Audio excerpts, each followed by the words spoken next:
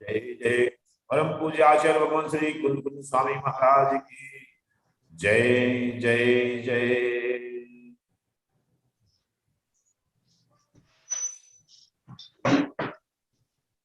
शुरुआत में आरती की जगह अभी एक भक्ति भजन प्रसारित किया जाएगा। सौरभ भाई आप कृपया वीडियो अपलोड कर दीजिए वो वाला।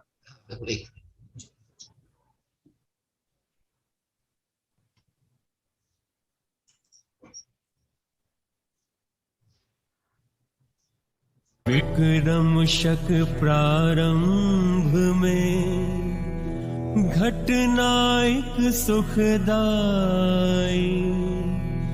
जिससे ध्वनि विदेह की भरत क्षेत्र में आई। बहुरिधि धारी कुंद कुंद मुनि हुए इस काल में, शुद्ध ज्ञान में जो कुशल अरु अध्यात्म रत योगीश थे। साक्षात श्री जिन विरह की हुई वेदना आचार्य को, हा सिमंदर नाथ का नहीं दर्श है इस क्षेत्र को। अरे अचानक बोल उठे सत धर्म वृद्धि हो शिर जिन राज, सीमंधर जिन समो शरण में अर्थ न समझी सकल समाज।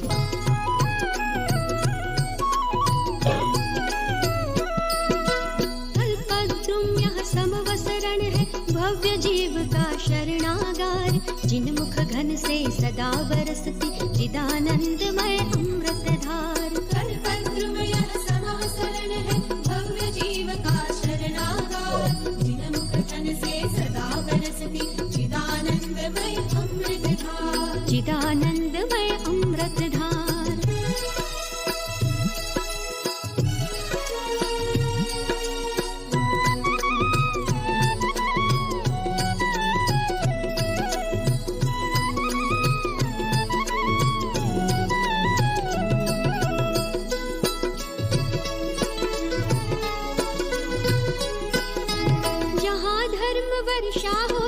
वह समासरण अनुपम छविमान, कल्प वृक्ष सम भव्य जनों को देता गुण अनंत की खान। जहाँ धर्म वर्षा होती वह समासरण अनुपम छविमान, कल्प वृक्ष सम भव्य जनों को देता गुण अनंत की खान। सुरपति की आज्ञा से धनपति रचना करते हैं सुखकार, सुरपति की आज्ञा से धनपति रचना करते हैं सुखकार। निज की गति ही भासित होती अति आश्चर्यमयी मनहार, जिन मुख घन से सदा बरसती चिदानंदमय अमृत धार। चिदानंदमय संधि विहीन ध्वनि सुनकर उस परिषद को आश्चर्य महान, और दिखे तत्काल महामुनि मूर्तिमंत अध्यात्म समान। हाथ जोड़कर खड़े प्रभु को नमे भक्ति में लीन हुए, नग्न दिगंबर छोटा सातन विस्मित थे सब लोग हुए। विस्मय से चक्री पूछे हैं नाथ कहो ये कौन महान, हे समर्थ आचार्य भरत के करे धर्म की वृद्धि महान। 500 धनुष ऊंचे चक्रवर्ती आश्चर्य से पूछते हैं, भगवान ये छोटे शरीर वाले मुनिराज कौन है? ये भरत क्षेत्र के महातपस्वी व श्रुत ज्ञानी मुनिनाथ कुंदकुंद हैं। हे समर्थ आचार्य भरत के करे धर्म की वृद्धि महान। जिनवर की यह बात सुन हर्षित सकल समाज, लाचार्य सभी कहे छोटे से मुनिराज, छोटे से मुनिराज। प्रत्यक्ष जिनवर दर्श कर बहु हर्ष एलाचार्य को, ओंकार ध्वनि सुन कर अहो अमृत मिला मुनिराज को। सप्ताह एक ध्वनि सुनी श्रुत केवली परिचय किया, शंका निवारण सभी कर फिर भरत पुनरागम हुआ।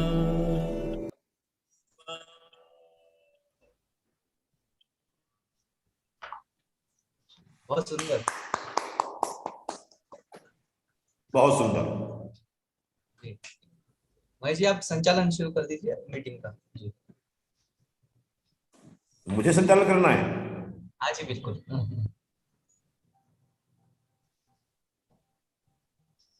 अपने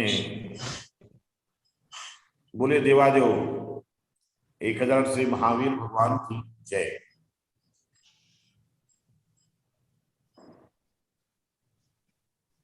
परम पूज्य आचार्य भगवान कुंद स्वामी महाराज की जय। महानुभाव, जैसा कि हम जानते हैं वर्तमान इस हुंडाओ सरपणी काल के पंचम काल में जब तीर्थंकरों की उत्पत्ति का अभाव था, अंतिम जिनेश तीर्थंकर महावीर स्वामी की निर्वाण की गति हो चुकी। इसके बाद में 3 अनुबंध और कुल 5 केंद्र हुए। उसके बाद में 5 शुद्ध केवली। अंतिम शुद्ध केवली आजीवन भद्रबाहु स्वामी के समय में जब वो यहाँ विराजमान थे, उस समय निमित्त ज्ञान से उनको ज्ञात हुआ कि इस उत्तर भारत के क्षेत्र में एक भीषण अकाल पड़ने वाला है, और ये अकाल ऐसा अकाल होगा जिसमें भोजन और पानी के लिए त्राही त्राही मच, न अनाज होगा, लोगों के अनाज भंडार खाली हो। ऐसे समय में मुनियों की जो चर्या है उसका पालन बहुत कठिन हो जाएगा, दुरूह हो जाएगा। आचार्य भद्रबाहु स्वामी उज्जैन नगर में ऐसा कहें कि अपने संघ के 26,000 साधुओं के साथ विराजमान। उस समय इस धरा पर सम्राट चंद्रगुप्त मौर्य का शासन था। आचार्य भद्रबाहु स्वामी ने अपने ये निर्देश दिया कि चूंकि क्षेत्र में मुनिचर्या का निर्वाह होना कठिन होने वाला है, ऐसे समय में हमें जहां इस अकाल का प्रभाव नहीं होगा, दूर दक्षिण के क्षेत्र में गमन करना है, विहार करना है। आचार्य भद्रबाहु स्वामी अंतिम सुत केवली थे, द्वादशांग के ज्ञाता थे। उस द्वादशांग में विद्यानुवाद पूर्व नाम का पूर्व भी आता है, उसके भी ज्ञाता थे। और उनके ऐसे अनेक बालाचार्य थे, उपाचार्य थे,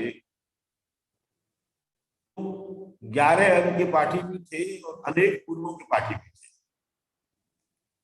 स्वाभाविक है जिस संघ के आचार्य द्वादशांग के ज्ञाता हो, उनके संघ में उपाचार्य या बालाचार्य बनने वाले, इस पद को प्राप्त करने वाले सामान्य लोग नहीं होंगे। उनमें एक स्थूलभद्र नाम के आचार्य भी थे, जो उस समय जब नंदवंश का शासन था, घनानंद के महामंत्री शक्ताल के पुत्र स्थूलभद्र थे। उन्होंने दिगंबरी दीक्षा धारण की थी और महान ज्ञानी हुए। ऐसी स्थिति में जब बहुत सारे ज्ञानवान लोग होते हैं, तर्क कुतर्क सब लगते हैं, स्थूलभद्र ने, क्षमा करें, आचार्य स्थूलभद्र ने, उपाचार्य स्थूलभद्र ने उस समय भद्रबाहु स्वामी से कहा, हम लोग समर्थ हैं, विभिन्न विद्याओं के ज्ञाता हैं, क्या हम इस अकाल को नहीं रोक सकते? हमें रोकना चाहिए, हम रोकेंगे। इसलिए दक्षिण की ओर विहार करने की आवश्यकता नहीं है। आचार्य भद्रबाहु स्वामी ने उनकी इस बात का निषेध किया और कहा, ये भवितव्यता है, हम नियत को नहीं बदल सकते। केवली के ज्ञान में जो आया होगा उसको बदलने का अधिकार हमारे पास में नहीं है, हम नहीं बदल सकते, और ना ऐसा कोई साहस में करना चाहिए। इन सब बातों को लेकर के संघ दो भागों में विभक्त हो गया। आचार्य भद्रबाहु स्वामी के नेतृत्व में लगभग 14,000 साधुओं का संघ दक्षिण की ओर विहार कर गया और लगभग 12,000 साधुओं का संघ स्थूलभद्र के नेतृत्व में यहीं रह गया। अकाल की स्थिति आई और भीषण अकाल पड़ा। ऐसा अकाल पड़ा कि लोग अपने बच्चों को मार के खाने लगे। साधुओं की चर्या मुश्किल हो गई, एक घर में आहार होना मिलना मुश्किल हो गया, और यदि कोई साधु आहार करके कहीं से आते तो भूख से पीड़ित व्यथित लोग उन साधुओं का पेट फाड़ करके और भोजन ग्रहण करने लगे। ऐसी विकट स्थिति बनी कि साधुओं को एक शिथिल मार्ग, अपवाद मार्ग चलाना पड़ा। स्थूलभद्र ने उस समय उपदेश दिया कि हमें अपने चर्या का पालन करने के लिए कुछ शिथिलाचार को अंगीकार करना पड़ेगा, जिससे हम बचे रहे। बहुत सारे साधु काल कलवित भी हुए और बहुत सारे साधुओं ने स्थूलभद्र की बात मान करके कपड़े भी पहन लिए, डंडा भी साथ में रख लिया, या अन्य अन्य जो बातें थी वो सारी की सारी जो आज हम देख रहे हैं श्वेतांबर संप्रदाय में है। एक तरह से श्वेतांबर संप्रदाय का प्रादुर्भाव वहां आंशिक रूप से हुआ। स्थूलभद्र ने ये कहा कि जब ये काल मिट जाएगा, अकाल चला जाएगा, उस समय हम वापस दिगंबर होकर के और चर्या में प्रायश्चित लेके वापस आ जाएंगे। लेकिन 12 वर्ष का समय एक बहुत बड़ा समय था और बहुत सारे हमारे साधु थे, उन्होंने शिथिलाचार को ऐसा अंगीकार किया, एक बार जो शिथिल हुए तो शिथिल होते चले, और उनकी नियत वापस आने की नहीं। दक्षिण भारत में जहां आचार्य भद्रबाहु स्वामी विराजमान, सम्राट चंद्रगुप्त मौर्य ने उनके सारे विहार की व्यवस्था करवाई और वहां जो भी व्यवस्थाएं थी वो राज नहीं। आचार्य भद्रबाहु स्वामी असमय 12 वर्ष का अकाल पूर्ण होने के पहले ही उनकी समाधि हो गई। उनके आचार्य विशाखाचार्य विराजमान हुए।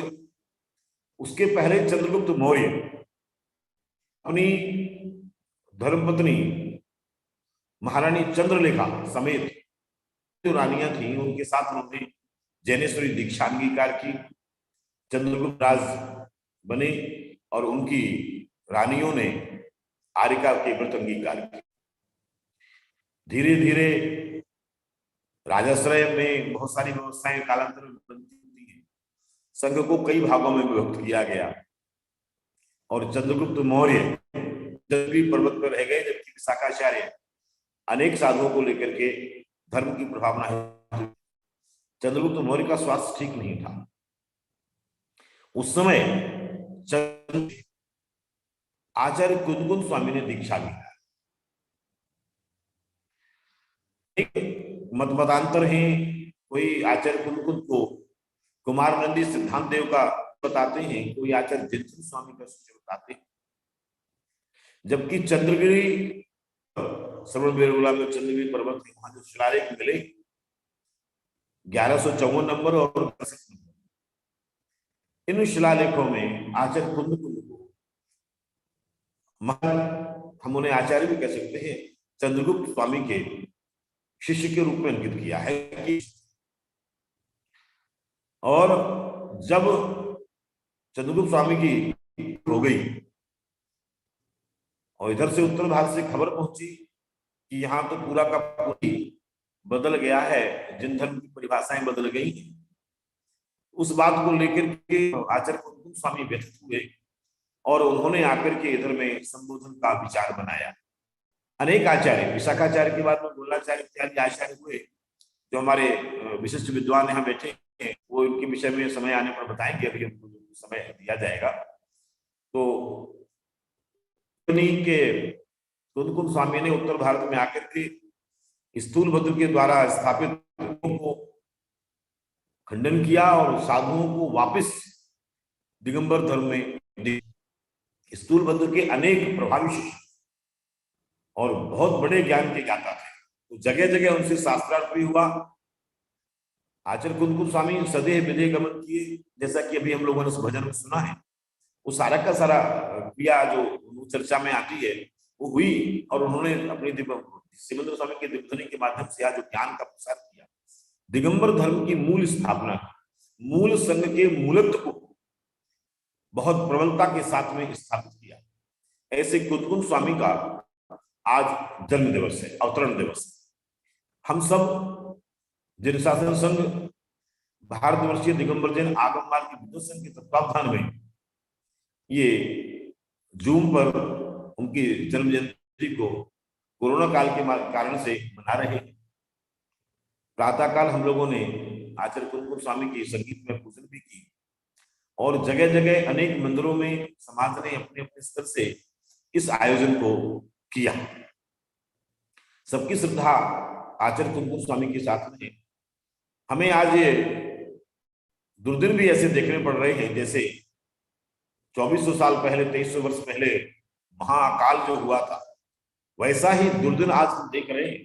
हमारे बीच में जिन धर्म में उत्पन्न हुए हेमंत काला और अरहंत पाटनी जैसे मूढ़ बुद्धि, अहंकारी, मानी, लोभी, अपनी विद्वत्ता के बल पर जरा सा ज्ञान का आश्रय लेकर के आचार्य कुंदकुंद स्वामी को जैनाभासी सिद्ध करने पर तुले हुए, और इस सोशल मीडिया का आश्रय लेकर के नाना प्रकार की पोस्ट बना करके, नाना प्रकार के उद्देश्य पेश करके, वीडियो बना करके आचार्य कुंदकुंद के विरुद्ध विश्व वमन कर रहे हैं।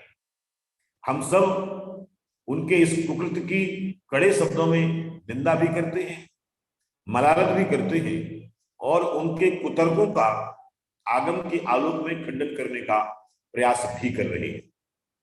आज हमारे बीच में अनेक विद्वान उपस्थित हैं। हम चाहेंगे आप सब विद्वजन अपना अपना मंतव्य, अपने अपने वक्तव्य यहाँ देकर के समाज को जागृत करने में अपना दायित्व का निर्वहन करें। सबसे पहले, चूंकि मैं सभी विद्वानों से परिचित नहीं हूं, तो सबसे पहले मैं आवाज दे रहा हूं हमारे बीच में बहुत अच्छे वक्ता, अंतर्राष्ट्रीय स्तर के ज्ञानवान डॉक्टर संजीव जी गोधा विराजमान है। मैं सबसे पहले उनको आमंत्रित करना चाहूंगा। डॉक्टर संजीव गोधा जी अपना वक्तव्य देकर के हमें अनुग्रहित करेंगे। डॉक्टर संजीव गोधा, जयपुर।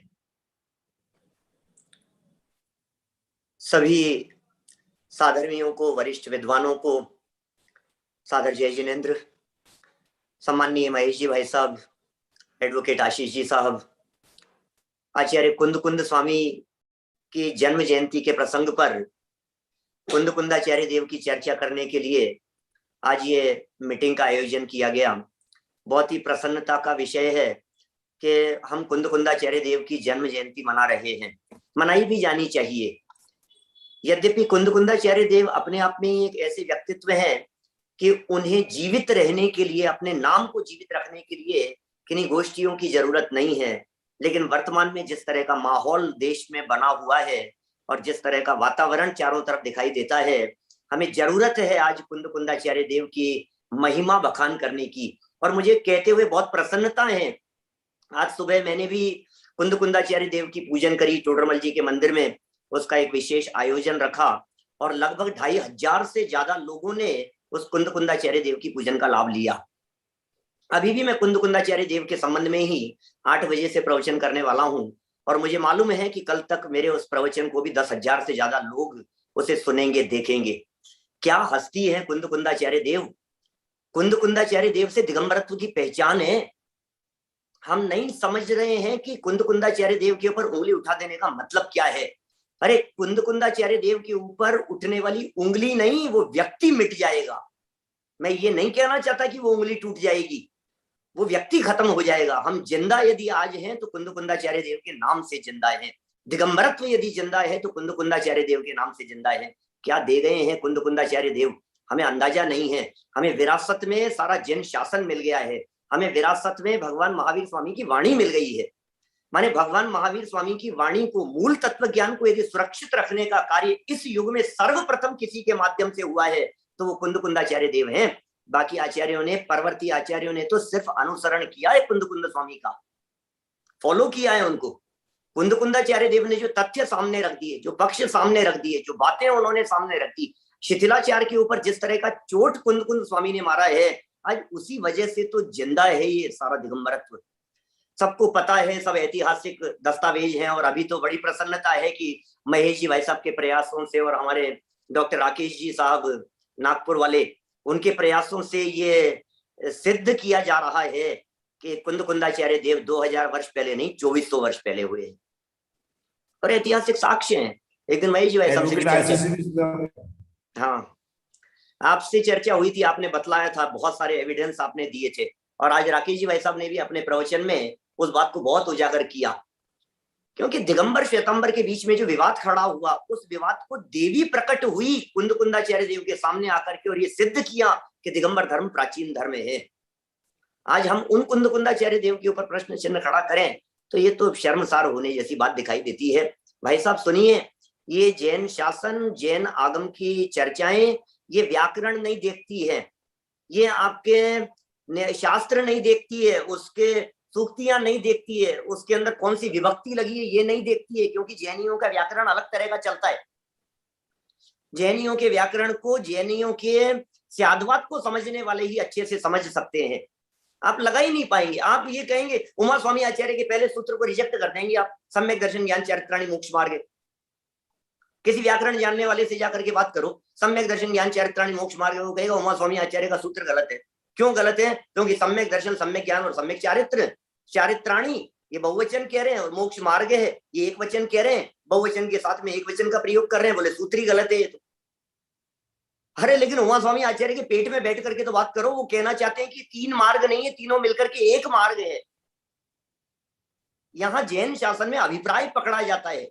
ऐसे ही कुंदकुंदाचार्य देव की लिखी हुई गाथाओं में यदि हम देखेंगे कि यहाँ ये शब्द प्रयोग किया, यहाँ इस तरह का प्रयोग, अरे तुम समझ ही नहीं रहे हो कुंदकुंदाचार्य देव कहना क्या चाहते हैं।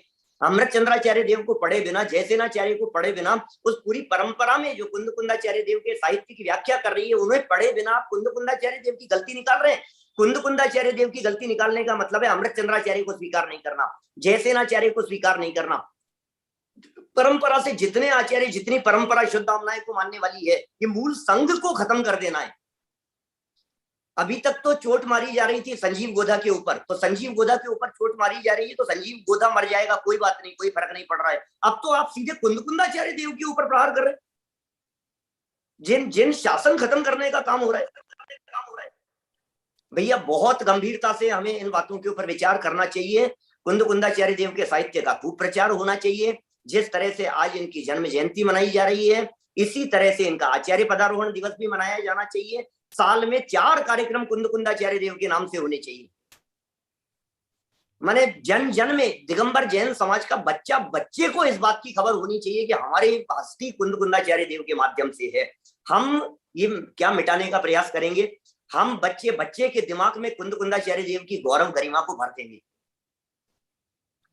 आपकी बात कोई व्यक्ति 4 लाइन लिख करके कुंदकुंदाचार्य देव के विरोध में कुछ लिख करके चला जाए, उन्हें पता नहीं है यहाँ हम बैठे हुए हैं बच्चे बच्चे के दिमाग में कुंदकुंदाचार्य देव की महिमा भरने के लिए। एक एक बच्चा घर घर के अंदर हम कुंदकुंदाचार्य देव का साहित्य पहुंचाएंगे, घर घर में हम कुंदकुंदाचार्य देव की बात को पहुंचाएंगे, कुंदकुंदाचार्य देव की गाथाओं को पहुंचाएंगे। बच्चे बच्चे के दिमाग में हम कुंदकुंदाचार्य देव की गाथाओं को लिख देंगे। हम अब मिटाओ, तुम कहां से मिटाओगे कुंदकुंदाचार्य देव। ये बहुत अच्छा काम है, बहुत अच्छे आयोजन चल रहा है और सब अभी और भी विद्वानों को सुनना है। मुझे तो आशीष जी का कॉल आया, मैसेज आया, महेश जी भाई साहब से भी बात होती रहती है।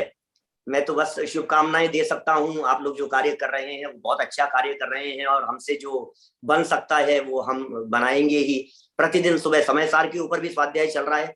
लगभग 150 करीब प्रवचन मेरे समय सार पर हो चुके हैं अभी तक। रोजाना चलते हैं 9:20 पर 150 प्रवचन हो चुके, रोज होते हैं 9:20 पर। दुनिया के किसी भी कोने में रहूं, प्रवचन का सेम टाइम है, और कुंदकुंदाचार्य देव की गाथाएं गुनगुनाता हूं सभा में बैठ करके। शाम को अभी कुंदकुंदाचार्य देव के संबंध में चर्चा विस्तार से करने ही वाला हूं, आपकी जानकारी में है ही।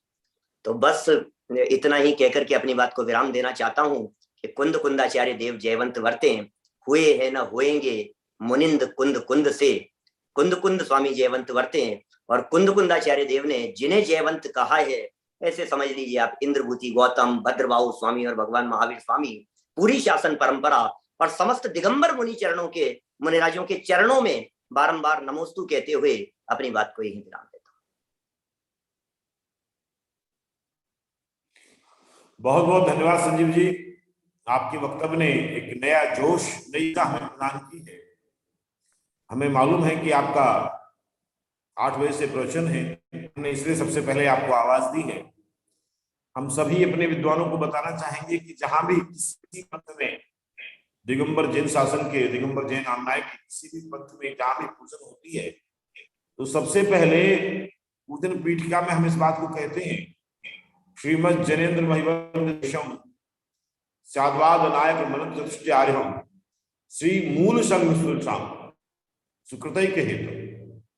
श्री मूल संघ एक शब्द सभी, हम तो ये कहना चाहेंगे कि जो अभी विरोध का झंडा लेकर के बैठे हुए हैं, वो उनके घरों के लोग जो पूजन करते हैं और उनके अनुयायी जो पूजन करते हैं, वो भी श्री मूल संघ शब्दोच्चारण रोज पूजन में करते हैं। यदि वो पूजन करते हैं तो ऐसा कोई जिन धर्म यदि पूजन करता हो और अपने आप को मूल संघीय होने में गौरव का अनुभव नहीं होता। वर्तमान में यदि कोई अन्य संघ वाले भी हैं, तो चूंकि सभी मूल संघ से मिश्रित हैं, चाहे नंदी संघ हो, चाहे माथुर संघ हो, चाहे सेन संघ हो, चाहे पुनाट संघ हो, चाहे यापनीय संघ हो, जितने भी संघ उपसंघ बने, मूल शाखा उनकी मूल संघ है। इसलिए सभी को अपने आप को मूल संघ में गौरव का अनुभव होता है, और हर घर में अपने आप को मूल संघीय कहा जाता है। हमें लोगों को यह भी बताना है कि आप मूल संघीय हो, और मूल संघ की रक्षा करने जो आचार्य है वो आचार्य कौन बोल रहे हैं? आचार्य भद्रबाहु स्वामी के प्रशिष्य, चंद्रगुप्त स्वामी के शिष्य आचार्य कुंद स्वामी, इन्होंने मूल संघ को प्रश्रय दिया, पुनर्स्थापित किया। ऐसे आचार्य भगवान कुंद स्वामी के विषय में वक्तव्य देने के लिए मैं आवाज दे रहा हूं। गुना से अल्पसंख्यक प्रकोष्ठ के, राष्ट्रीय अल्पसंख्यक प्रकोष्ठ के सक्रिय सदस्य और अनेक संस्थाओं से जुड़े हुए श्रीमान एडवोकेट अनिल जी बड़को। अनिल जी बड़को साहब का माइक अनम्यूट किया जाए, सौरभ जी, और उनसे अनुरोध है कि वो अपने वक्तव्यों के माध्यम से संपूर्ण जैन जगत को संबोधित करके बताएं कि आचार्य कुंद की महिमा क्या है। अनिल जी बड़को साहब।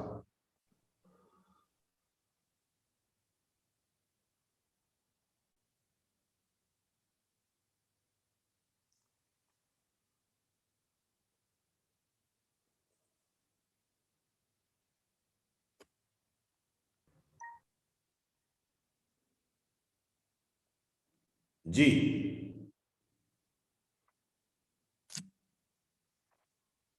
बड़कुल जी।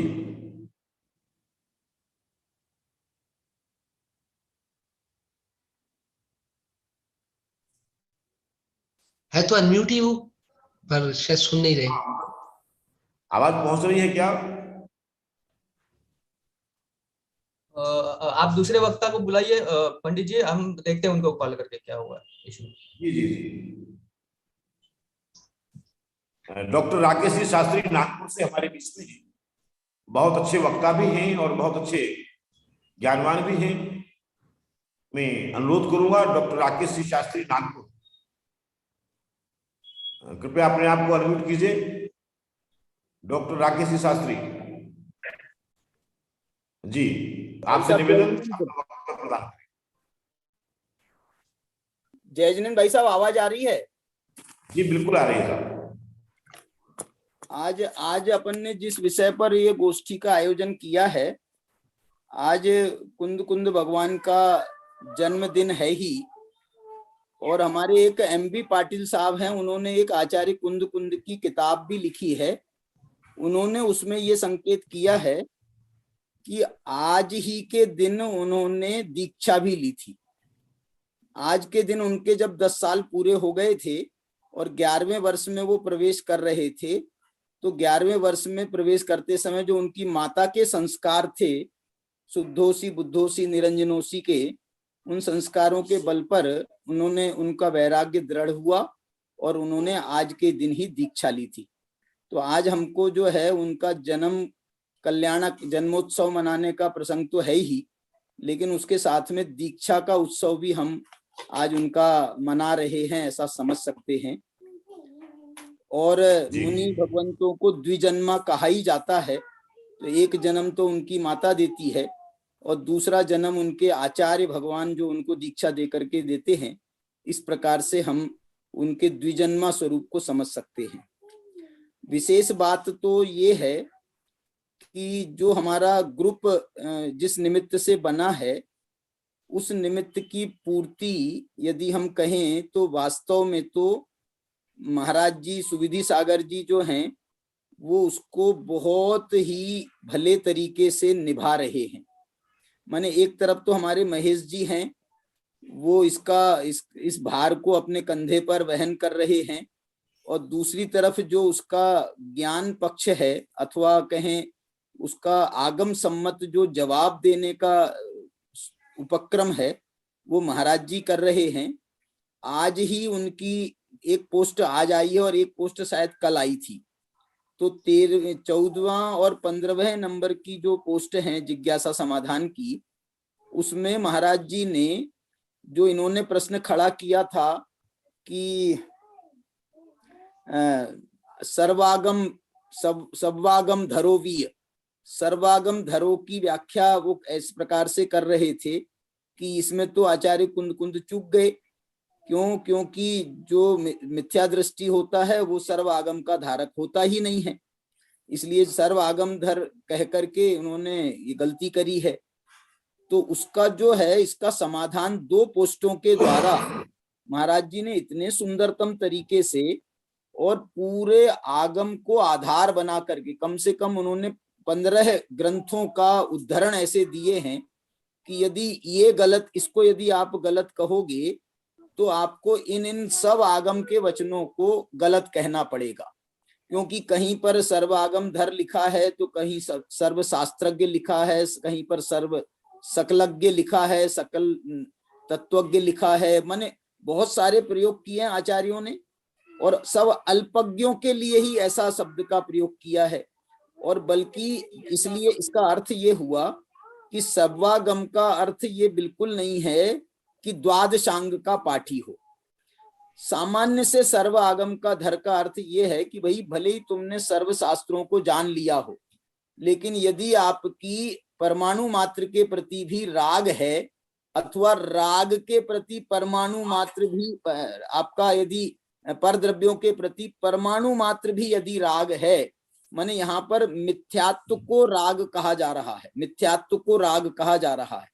माने परद्रव्य के प्रति एकत्व, ममत्व, कर्तृत्व, भोक्तृत्व यदि परमाणु मात्र के प्रति भी है तो तुम मिथ्या दृष्टि हो, भले ही तुम सर्व आगम के धारक हो। इस बात पर प्रश्न खड़ा किया गया था और उसका जवाब महाराज जी ने बहुत सुंदरतम तरीके से दिया है कि इस बात को ऐसे नहीं लेते हुए इसको सामान्य कथन हम जैसा करते हैं लोक व्यवहार में कि भैया वो बहुत बड़े पंडित हैं लेकिन उनकी ये मान्यता सही नहीं है। इसी प्रकार से कुंद कुंद भगवान भी कह रहे हैं कि तुमने पढ़ने को तो सारे शास्त्र पढ़ लिए लेकिन तुम्हारी ये मान्यता सही नहीं है। इसी प्रकार से उनने 15 जो पोस्ट लिखी है महाराज जी ने, उसमें उन्होंने बराबर हर चीज का खुलासा वो कर रहे हैं। हम उनको बहुत बहुत बहुत बहुत साधुवाद देते हैं इसके लिए। और हम सब विद्वान भी जो इससे जुड़े हैं, हम सबको भी अपने अपने तरीके से, अपने अपने एंगल से, अपने अपने सामर्थ्य के अनुसार, अपनी अपनी शास्त्र की जो अध्ययन है उसके अनुसार इनके जवाब हमको जरूर खोजने चाहिए और इनको जवाब हमको देने चाहिए। ऐसा ना हो वो ये कह रहे हैं कि एक आदमी जवाब नहीं दे रहा है और हम जो हैं 10 एक साथ खड़े हो जाएं कि लो पहले हमारा जवाब सुनो, फिर अब हमारा जवाब सुनो, अब हमारा जवाब सुनो, अब महाराज जी का जवाब सुनो, अब महेश जी का जवाब सुनो, अब हमारे पुणे वाले आशीष जी का जवाब सुनो। माने हम तो जो जैसे हमारे सती अपने गोधा जी हैं, उनसे हम निवेदन करते हैं कि उनकी एक एक पोस्ट पर एक एक प्रवचन कर डालो और उसका जो आगम का रेफरेंस है, जिस रेफरेंस वो गाथा जिस रेफरेंस में आई है उसका हम अर्थ खुलासा कर देवें। आचार्य कुंद कुंद पर हमारे को भगवान से के बराबर श्रद्धान है, भगवान के बराबर, इसलिए कुंद कुंद आचार्य को हम भगवत कुंद कुंदाचार्य शब्द से कहते हैं। और वो कुंद कुंदाचार्य के शब्द का क्या अनर्थ निकालना, इसकी तो कल्पना भी नहीं करनी चाहिए। और उसमें से आचार्य कुंद कुंद भगवान क्या हमको संदेश देना चाहते हैं, ये हमको निकालने की कोशिश करना चाहिए। मतलब इसमें यही कहना का उद्देश्य है कि जैसे उन्होंने ये सर्व आगम धरो में एक जो विरोधाभास अलंकार प्रयोग किया है कि एक तरफ तो ज्ञान इतना भरपूर ज्ञान है और एक तरफ श्रद्धान मिथ्या है, तो इस प्रकार का जो उसका अलंकारिक भाषा है, साहित्यिक सौंदर्य है, उन सब चीजों का भी हमको ध्यान रखना पड़ेगा। निश्चय व्यवहार की दृष्टि का हमको ध्यान रखना पड़ेगा, तभी जाकर के हम कुंद कुंद भगवान के मंतव्यों को सही ढंग से प्रस्तुत कर पाएंगे। और एक जो बात पर हमारे महेश जी अत्यंत दृढ़ता के साथ में बात अपनी रख रहे हैं, इसी बात को लेकर के मैं 2 व्याख्यान कर चुका हूं भाई साहब। एक मैंने अभी परसों नरसों किया था और एक व्याख्यान आज भी किया। और मैं जो है आपकी बात को जो है ना, मैं क्षमा करें, लेकिन मैं आपकी बात जो है ना, मैंने जब आचार्य कुंद कुंद की कथा कही थी वो एमबी पाटिल की पुस्तक के आधार पर, और उन्होंने जब ये संकेत किया था कि भाई कुंद कुंद भगवान ऐसा कह रहे हैं तो क्यों ना हम कुंद कुंद को उस समय वर्ती ही क्यों ना माने, तो ये बात मेरे भी दिमाग में तब खटकी थी। और जो हमारा बोध पाहुड़ का माध्यम, बोध पाहुड़ की गाथा है, वो गाथा तो मैंने ये इस बात को जो हमारे महेश जी कह रहे हैं कि कुंद कुंद भगवान जो कह रहे हैं, खुद कह रहे हैं, हम उसको तो नहीं मान रहे। और इतिहासज्ञ जो हैं अपनी यहाँ वहां की जो भी लगा रहे हैं, जिस भी ढंग से लगा रहे हैं, अच्छा काम किया उन्होंने, उसका निषेध नहीं है। लेकिन जो कुंद कुंद भगवान कह रहे हैं, पहले उस पर हमको अत्यंत आस्था के साथ में बैठ करके और उस पर विचार करना चाहिए। इसमें गलत हो सकता है क्या, पहले इसकी संभावना खोजो, इसमें गलत हो सकता है क्या, और इसमें यदि गलत नहीं हो सकता है तो ये सब बाकी की बातें तो बाद में हम देखते रहेंगे। वो तो श्वेतांबर तो उनको 5वीं शताब्दी में ले जाते हैं, तो इसका मतलब हम 5वीं शताब्दी मान लें क्या? इसलिए जो है कुंद कुंद भगवान ने जो कार्य किए हैं और उन कार्यों, जिस कार्य के कारण से उनको दिगंबर आमनाय ने अपने सर माथे बिठाला है और भगवान महावीर और गौतम स्वामी के बाद में उनका स्थान निर्धारित किया है, इसका मतलब है कि वो अपने आप में बहुत बड़ी बात है। और जिस समय उन्होंने श्वेतांबरों से ये लोहा लिया और श्वेतांबरों को गिरनार में आकर के हराया और यहाँ पूरे उत्तर भारत में जगह जगह में, गांव गांव में घूम घूम करके उन्होंने दिगंबरत्व को स्थापित किया, तो सारी जैन समाज कहें, सारा दिगंबर समाज जो था, उन्होंने कुंद कुंद भगवान को अपने सर माथे बिठा करके उनको सीधा गौतम स्वामी के बाद का दर्जा प्रदान किया। ये सारा का सारा इतिहास है। और अभी मैं सुन रहा था, मैं थोड़ी दूसरी गोष्ठी में भी था, इसलिए महेश जी भाई साहब भी उसके संबंध में कह रहे थे, वो भी मैं थोड़ा थोड़ा सुन रहा था। तो ये बात हमको बिल्कुल जो है, इस बात को 101% स्वीकार करना चाहिए। क्यों ना हम आचार्य कुंद कुंद भगवान को आज से 2400 वर्ष पहले का स्वीकार करें, क्योंकि भद्रबाहु का समय लगभग यही समय बैठ रहा है। आज हम जो है भगवान महावीर के निर्वाण का 2542वां वर्ष मना रहे हैं और 162 वर्ष में महावीर के निर्वाण के 162 वर्ष में भद्रबाहु स्वामी का काल खत्म हो रहा है। और उसके 20 साल पहले से यदि हम उनका काल माने तो लगभग बिल्कुल आज की जो तिथि है वो तिथि हमको जो है भद्रबाहु के समय पर पहुंचा रही है। आज से 2400 वर्ष हम पहले पहुंच जाएं तो हम जो हैं कुंद भगवान ने जो जब अपने को, एक शब्द कह रहा हूं भाई साहब, जब कुंद भगवान अपने को उन भद्रबाहु को अपना गमक गुरु कह रहे हैं, और गमक शब्द का अर्थ ये बिल्कुल सीधा अर्थ होता है कि जिसके द्वारा हमको डायरेक्ट ज्ञान प्राप्त हो। अच्छा, इनडायरेक्ट ज्ञान भी यदि हम मान लेवें तो भद्रबाहु का कोई साहित्य तो उपलब्ध है नहीं कि जो 400 साल के बाद में कुंद को मिला हो और कुंद के गमक गुरु भद्रबाहु बन गए हों। गमक गुरु का मतलब है ज्ञान गुरु, जिनके द्वारा उनको बोध की प्राप्ति हुई है। बोधक ज्ञान, गमक गम ज्ञाने, मतलब इस अर्थ में यदि हम स्वीकार करें तो वो गमक गुरु भद्रबाहु हैं। इसका मतलब है कि उनके पाद मूल में बैठ करके कुंद ने ज्ञान अर्जित किया था। और ये जो अध्यात्म विद्या उन्होंने हम सबको दी है, समय सार, प्रवचन सार, नियम सार आदि के माध्यम से, ये अध्यात्म विद्या उन्होंने उन्हीं भद्रबाहु से लेकर के हमको प्रदान करी है। और ये भद्रबाहु जो कितने बड़े ज्ञानी थे और द्वादशांग के पाठी थे, उन्होंने तो उनको जो बोध दिया ही दिया है। और एक बात और भी है कि मुझे तो अभी तक कोई जगह ऐसा मंगलाचरण नहीं मिला है जहां पर डायरेक्ट बोच्छामी समय पाहुड़ मिणमो सुध केवली भणिदम, श्रुत केवली के द्वारा कहा हुआ मैं कहता हूं, ऐसा किसी मंगलाचरण के किसी प्रतिज्ञा वाक्य में ऐसा कोई ग्रंथ में उल्लेख नहीं मिलता है। और इसका उल्लेख कुंद कर रहे हैं और भद्रबाहु को अपना गमक गुरु कह रहे हैं।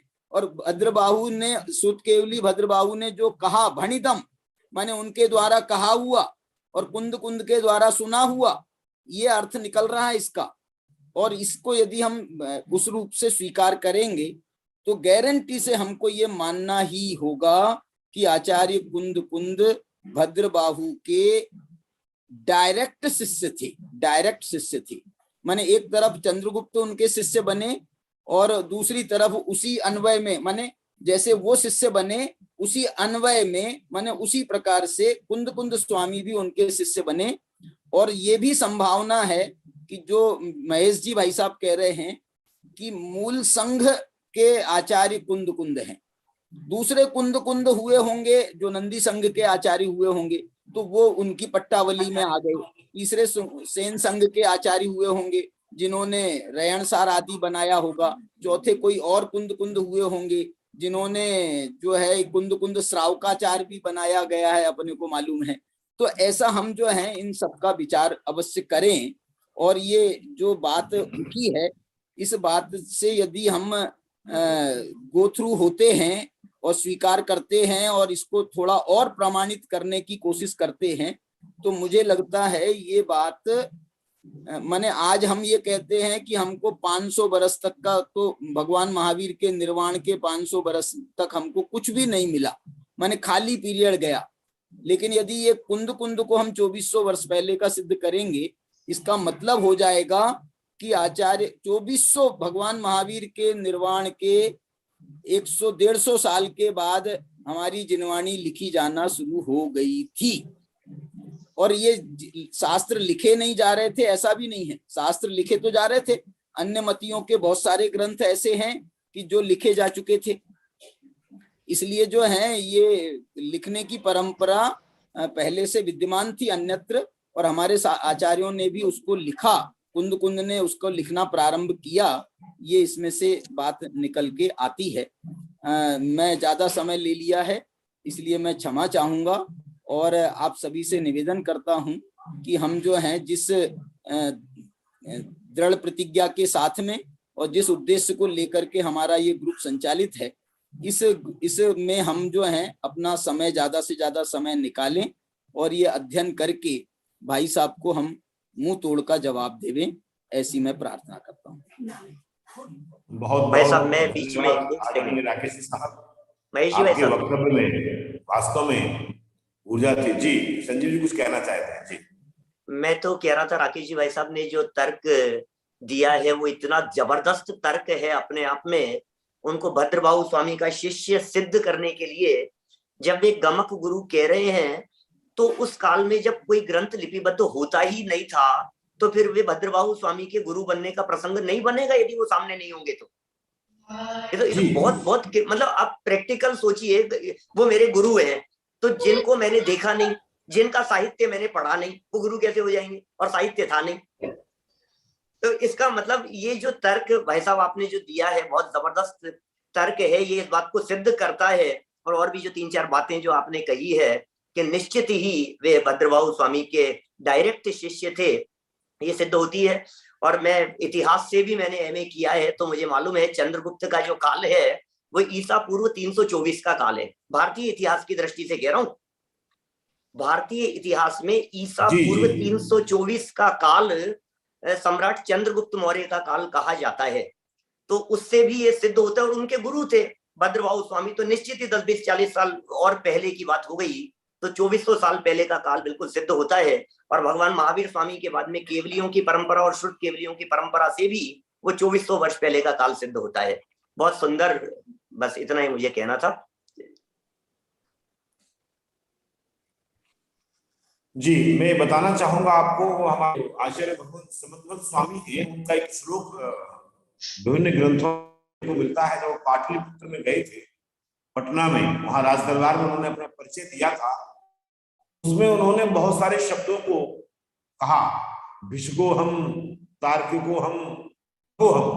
उन्होंने एक शब्द का प्रयोग किया कि मैं गमक भी हूं। तो गमक का वहां हमारे विद्वानों ने जो अर्थ किया है, वहां शिक्षित किया है, शिक्षा प्रदान।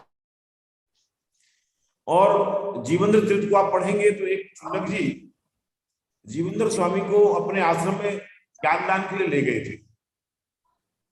महापुराण आदि ग्रंथों में विभिन्न आचार्यों के द्वारा शावकों के पुत्रों को ज्ञान दान का उल्लेख मिलता है। उन्होंने बचपन से आया, तो ये आश्चर्य नहीं होना चाहिए कि आचार्य भद्रबाहु स्वामी कुंद स्वामी को जैन धर्म के मूल सिद्धांतों का ज्ञान दिया और चंद्रगुप्त स्वामी ने उनको दीक्षा दी। बिल्कुल सामान्य बात है। रही बात 5वीं सदी का, कहते हैं, हमें कोई आपत्ति नहीं। नंद संगी पट्टाबली उनको प्रथम शताब्दी का कहते हैं, आपत्ति नहीं। कोई और संघ वाले को 3री सदी का कहते हैं, हमें।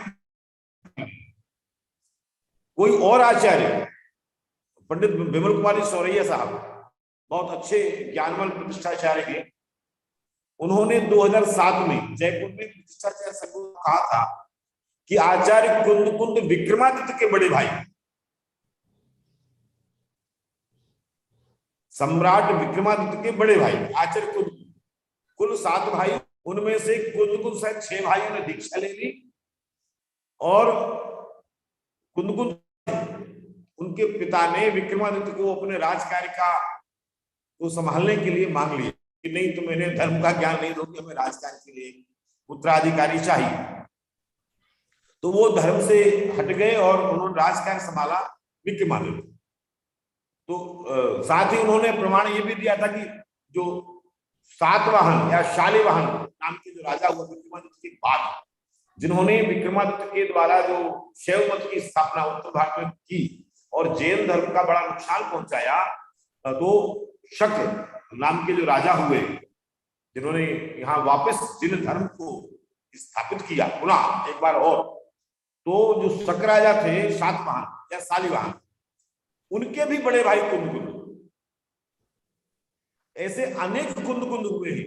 तो कोई भी व्यक्ति किसी काल का कुंद को सिद्ध करता है, हमें बिल्कुल भी आपत्ति नहीं है। आप किसी भी काल का कुंद सिद्ध करो, लेकिन हमारे जो मूल संघीय प्रथम कुंद है, जिनका मंगलाचरण में 3रा स्थान पूर्वाचार्य ने दिया है, वो कुंद हमारे आचार्य भद्रबाहु से ज्ञान दान को प्राप्त आज आचार्य चंद्रगुप्त स्वामी से दीक्षा को प्राप्त और उत्तर भारत में दिगंबर आमनाय की पुनर्स्थापना करने वाले मूल संघ के अधिनायक आचार्य कुंद ये सबसे भिन्न हैं और सबसे प्राचीन हैं, जिन्होंने समाचार जैसे ग्रंथ की रचना की और गौरव से बात को कहा कि हम जो कथन कर रहे हैं वो हमें सुतकेवली से प्राप्त है।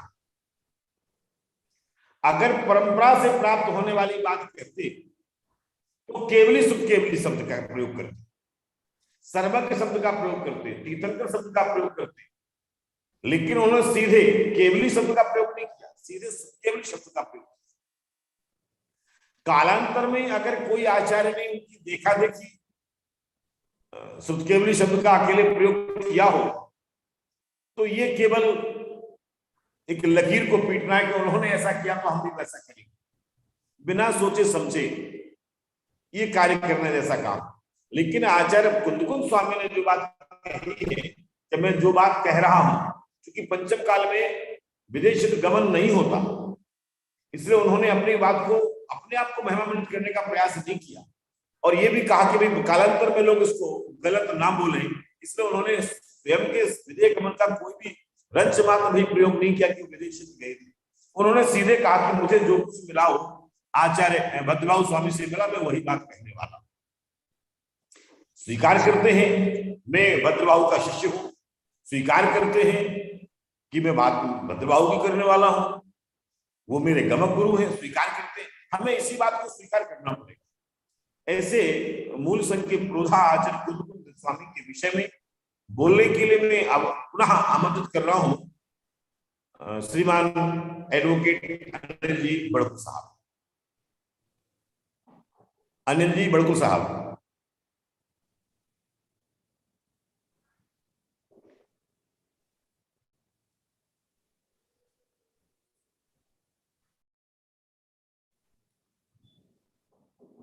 आशीष जी वो अनम्यूट तो है लेकिन उन तक आवाज जा नहीं रही, क्या हो रहा है पता नहीं है। फोन भी उनको किया, 2 फोन किए लेकिन रिस्पॉन्स नहीं है, तो आप अगले वक्ता को। हमारे बीच में प्रज्ञा जैन है, जो प्रज्ञा जैन से जुड़े हुए हैं, अगर मेरी आवाज सुन रहे हैं तो उनसे अनुरोध है कि वो अपना मंतव्य प्रदान करें। सुश्री प्रज्ञा जैन संभवतः मुंबई से। प्रज्ञा जी अपना माइक अनम्यूट कीजिए। ये पंडित अभय कुमार जी की बेटी है, पंडित अभय कुमार जी की बेटी है। राकेश जी प्रज्ञा के नाम वाले पे मैं ही हूँ।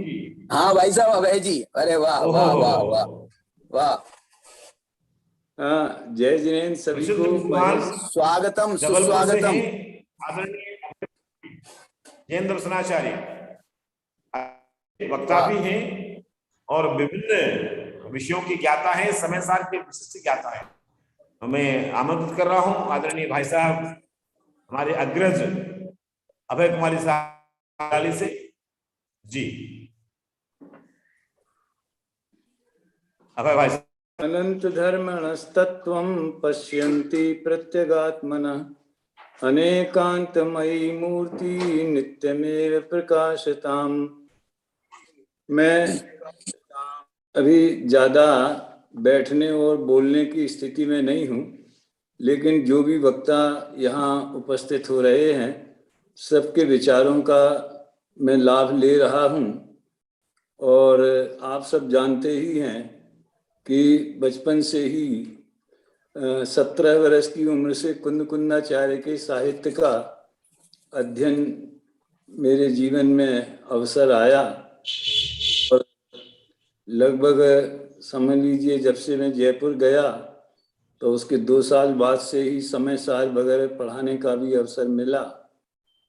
तो कभी भी ऐसी शंका खड़ी नहीं हुई कि यहाँ उन्होंने भूतार्थ व्यवहार को अभूतार्थ कैसे कह दिया, या सर्व आगम धर भले हो तो भी अगर वो आत्मा को नहीं जानता है ये बात कैसे कह दी। ये तो सब नई नई बातें हैं, एक समझ लीजिए दुराग्रह के अभिप्राय को रखकर सामने आने लगी हैं। और मुझे इस बात की प्रसन्नता है कि व्यक्तिगत आक्षेप किए बिना केवल वैचारिक आदान प्रदान के आधार पर, तर्क की कसौटी पर, आगम के संदर्भ में जो आप सब लोग इसका प्रतिकार करने में लगे हैं वो बहुत आवश्यक है। सवाल ये नहीं है कि हम सामने वाले को निरुत्तर कर दें या उसे गलत ठहरा दें, ये हमारा प्रयोजन नहीं है। लेकिन अगर कोई वैचारिक विमर्श की बात सामने आती है तो उसका मर्म खोलना, उसका स्पष्टीकरण करना, ये हम सबकी जिम्मेदारी है, ताकि आगे की पीढ़ी भ्रमित न होवे और उसे आचार्य कुंद कुंद के साहित्य का और उसमें जो भी विचार या रहस्य तत्व का रखा गया है उसका सही परिप्रेक्ष्य में ज्ञान हो सके। नहीं तो बड़ा भ्रम फैल जाएगा बाद में। जिस तरह कुंद कुंदाचार्य देव ने, जैसा कि अभी हमारे संजीव जी और राकेश जी ने कहा कि भद्रबाहु के समय में ही ये दूसरी विचारधारा, जो 12 वर्ष का अकाल पड़ा और फिर दूसरी विचारधारा का उदय हो गया। आप देखिए आचार्य कुंद कुंद को कितनी पीड़ा हुई होगी कि हे भगवान, अभी महावीर भगवान को मोक्ष पधारे ज़्यादा दिन नहीं हुए हैं और अभी से ये मिथ्यात्व का प्रचार होने लगा कि सबस्त्र मुक्ति और अन्य बातें प्रचलित होने लगी। तो जिसकी प्रतिक्रिया में उन्होंने भाव पाहुड़ और बोध पाहुड़ वगैरह जैसे ग्रंथ लिखे, लिंग पाहुड़ जैसे ग्रंथ लिखे। तो इस तरह से उन्होंने जो मूल मार्ग को, मूल संघ को, मूल आमनाय को स्थापित करने में, दृढ़ता प्रदान करने में, सुरक्षित करने में, जो अपनी श्रुत ज्ञान का और अपनी लेखन कला का, अपने समस्त ज्ञान का, भाषा का, व्याकरण का, साहित्य का, काव्य का, सबका उपयोग करके उन्होंने ये पंच परमागम जैसी निधियां हमको दी हैं। अब आज हमारी जिम्मेदारी है कि उन्हीं निधियों को यथावत सुरक्षित रखें, उनकी चमक कमजोर न पड़े। मैं बहुत गौरव और प्रसन्नता से कहना चाहता हूँ, हमारे संजीव जी ने, हमारे शांति जी पाटिल ने, उन्होंने भी एक व्याख्यान माला कुंद कुंद आचार्य के समयसार ग्रंथ पर चलाई है।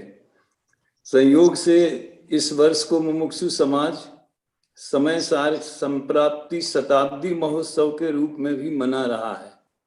और ये तो सारा समाज जानता है कि आज से 100 साल पहले पूज्य गुरुदेव श्री कांजी स्वामी के कर कमलों में समयसार ग्रंथ फागुन मास में, जो अभी निकट में आने वाला है, फागुन मास में ही आया था और उस घटना को 100 साल बीत गए। उसी उपलक्ष्य में बहुत से चैनलों पर, बहुत से मंचों पर समयसार की चर्चा, हमारे राकेश जी ने तो लगभग 1.25 साल से ये परिचर्चा चला रखी है। तो कहने का आशय केवल इतना है कि जिस विद्वान में जो क्षमता है, उस क्षमता के अनुरूप वो उसका पूरा उपयोग करते हुए इस कुंद कुंद देव के मर्म को सुरक्षित रखें और निरंतर इसमें लगे रहें और कोई भ्रम न फैल पाए, इसके लिए अधिक से अधिक लोगों तक उसका स्पष्टीकरण पहुंचे, न केवल व्याख्यानों के माध्यम से बल्कि लिखित रूप में भी। जैसा कि राकेश जी ने बताया कि महाराज श्री भी बराबर पोस्ट करके उसका रूप दे रहे हैं। तो मैं तो सबको साधुवाद देता हूँ। और हमारा तो समयसार की दूसरी पारी अभी चल रही है। बीच में एक बार 16 व्याख्यानों में समयसार का सार, मैंने पूरे समयसार के ऊपर चर्चा की है।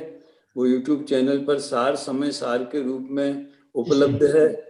और एक लगभग 8 व्याख्यान के मूल कुंद कुंद आचार्य ने ऐसे कितने प्रकरण समयसार में आए हैं कि जिसमें उन्होंने व्यवहार न्याय की स्थापना करके उसका निषेध किया है। जैसे देह और चेतन एक हैं, ये व्यवहार न्याय का कथन है, लेकिन परमार्थ से देखा जाए तो देह और चेतन कभी एक नहीं हो सकते। इस तरह के कर्ता कर्म अधिकार में, निर्जरा अधिकार में, बंध अधिकार में, प्राय सभी अधिकारों में व्यवहार नय के कथन को सुरक्षित रखते हुए, लेकिन वो पारमार्थिक नहीं है ऐसी स्थापना करते हुए लगभग 19-20 प्रकरण उसमें आए हैं। तो इस तरह से हर दृष्टि से समय सार का मूल्यांकन और निरूपण होना चाहिए, हो रहा है। जो भी इसमें संलग्न हैं वे सब बहुत बहुत धन्यवाद के और साधुवाद के पात्र हैं। महेश जी ने जो एक उनके अंदर बहुत पीड़ा हुई, मुझे ये जान के प्रसन्नता हुई कि उन्होंने इस कार्य को आगे बढ़ कर के ये ध्वज थामा है और अध्यात्म और व्यवहार का सुमेल स्थापित करते हुए वे आगे बढ़ेंगे, ऐसी कामना करते हुए मैं उन्हें धन्यवाद देता हूं। जय जिनेंद्र। बहुत बहुत आभार भाई साहब, मैं आपका ही शिष्य हूं। मैंने स्मारक में आपसे ज्ञानदान प्राप्त किया है। मुझे याद है और आपको भी याद होगा, एक बार जब आप बहुत छोटे थे तो आपकी माँ के साथ में किसी यात्रा के दौरान ट्रेन में आपसे सबसे पहले भेंट हुई थी, जब 10-12 वर्ष के 8-10 वर्ष के आप रहे होंगे। खूब सारे सुनो, इनकी माँ ने इतने बढ़िया संस्कार, मुझे इनकी माँ की मूर्ति अभी तक मेरे हृदय में बैठी है।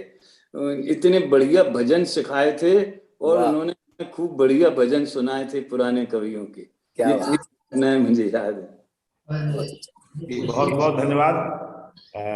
देखिए, हमारे इस आंदोलन में हमारे साथ में एडवोकेट आशीष जी पूना वाले प्राणपण से लगे हुए हैं, तन मन धन से लगे हुए हैं। पूरा जन शासन संघ आचार्य कुंद के ध्वज को संभाल करके आगे बढ़ रहा है।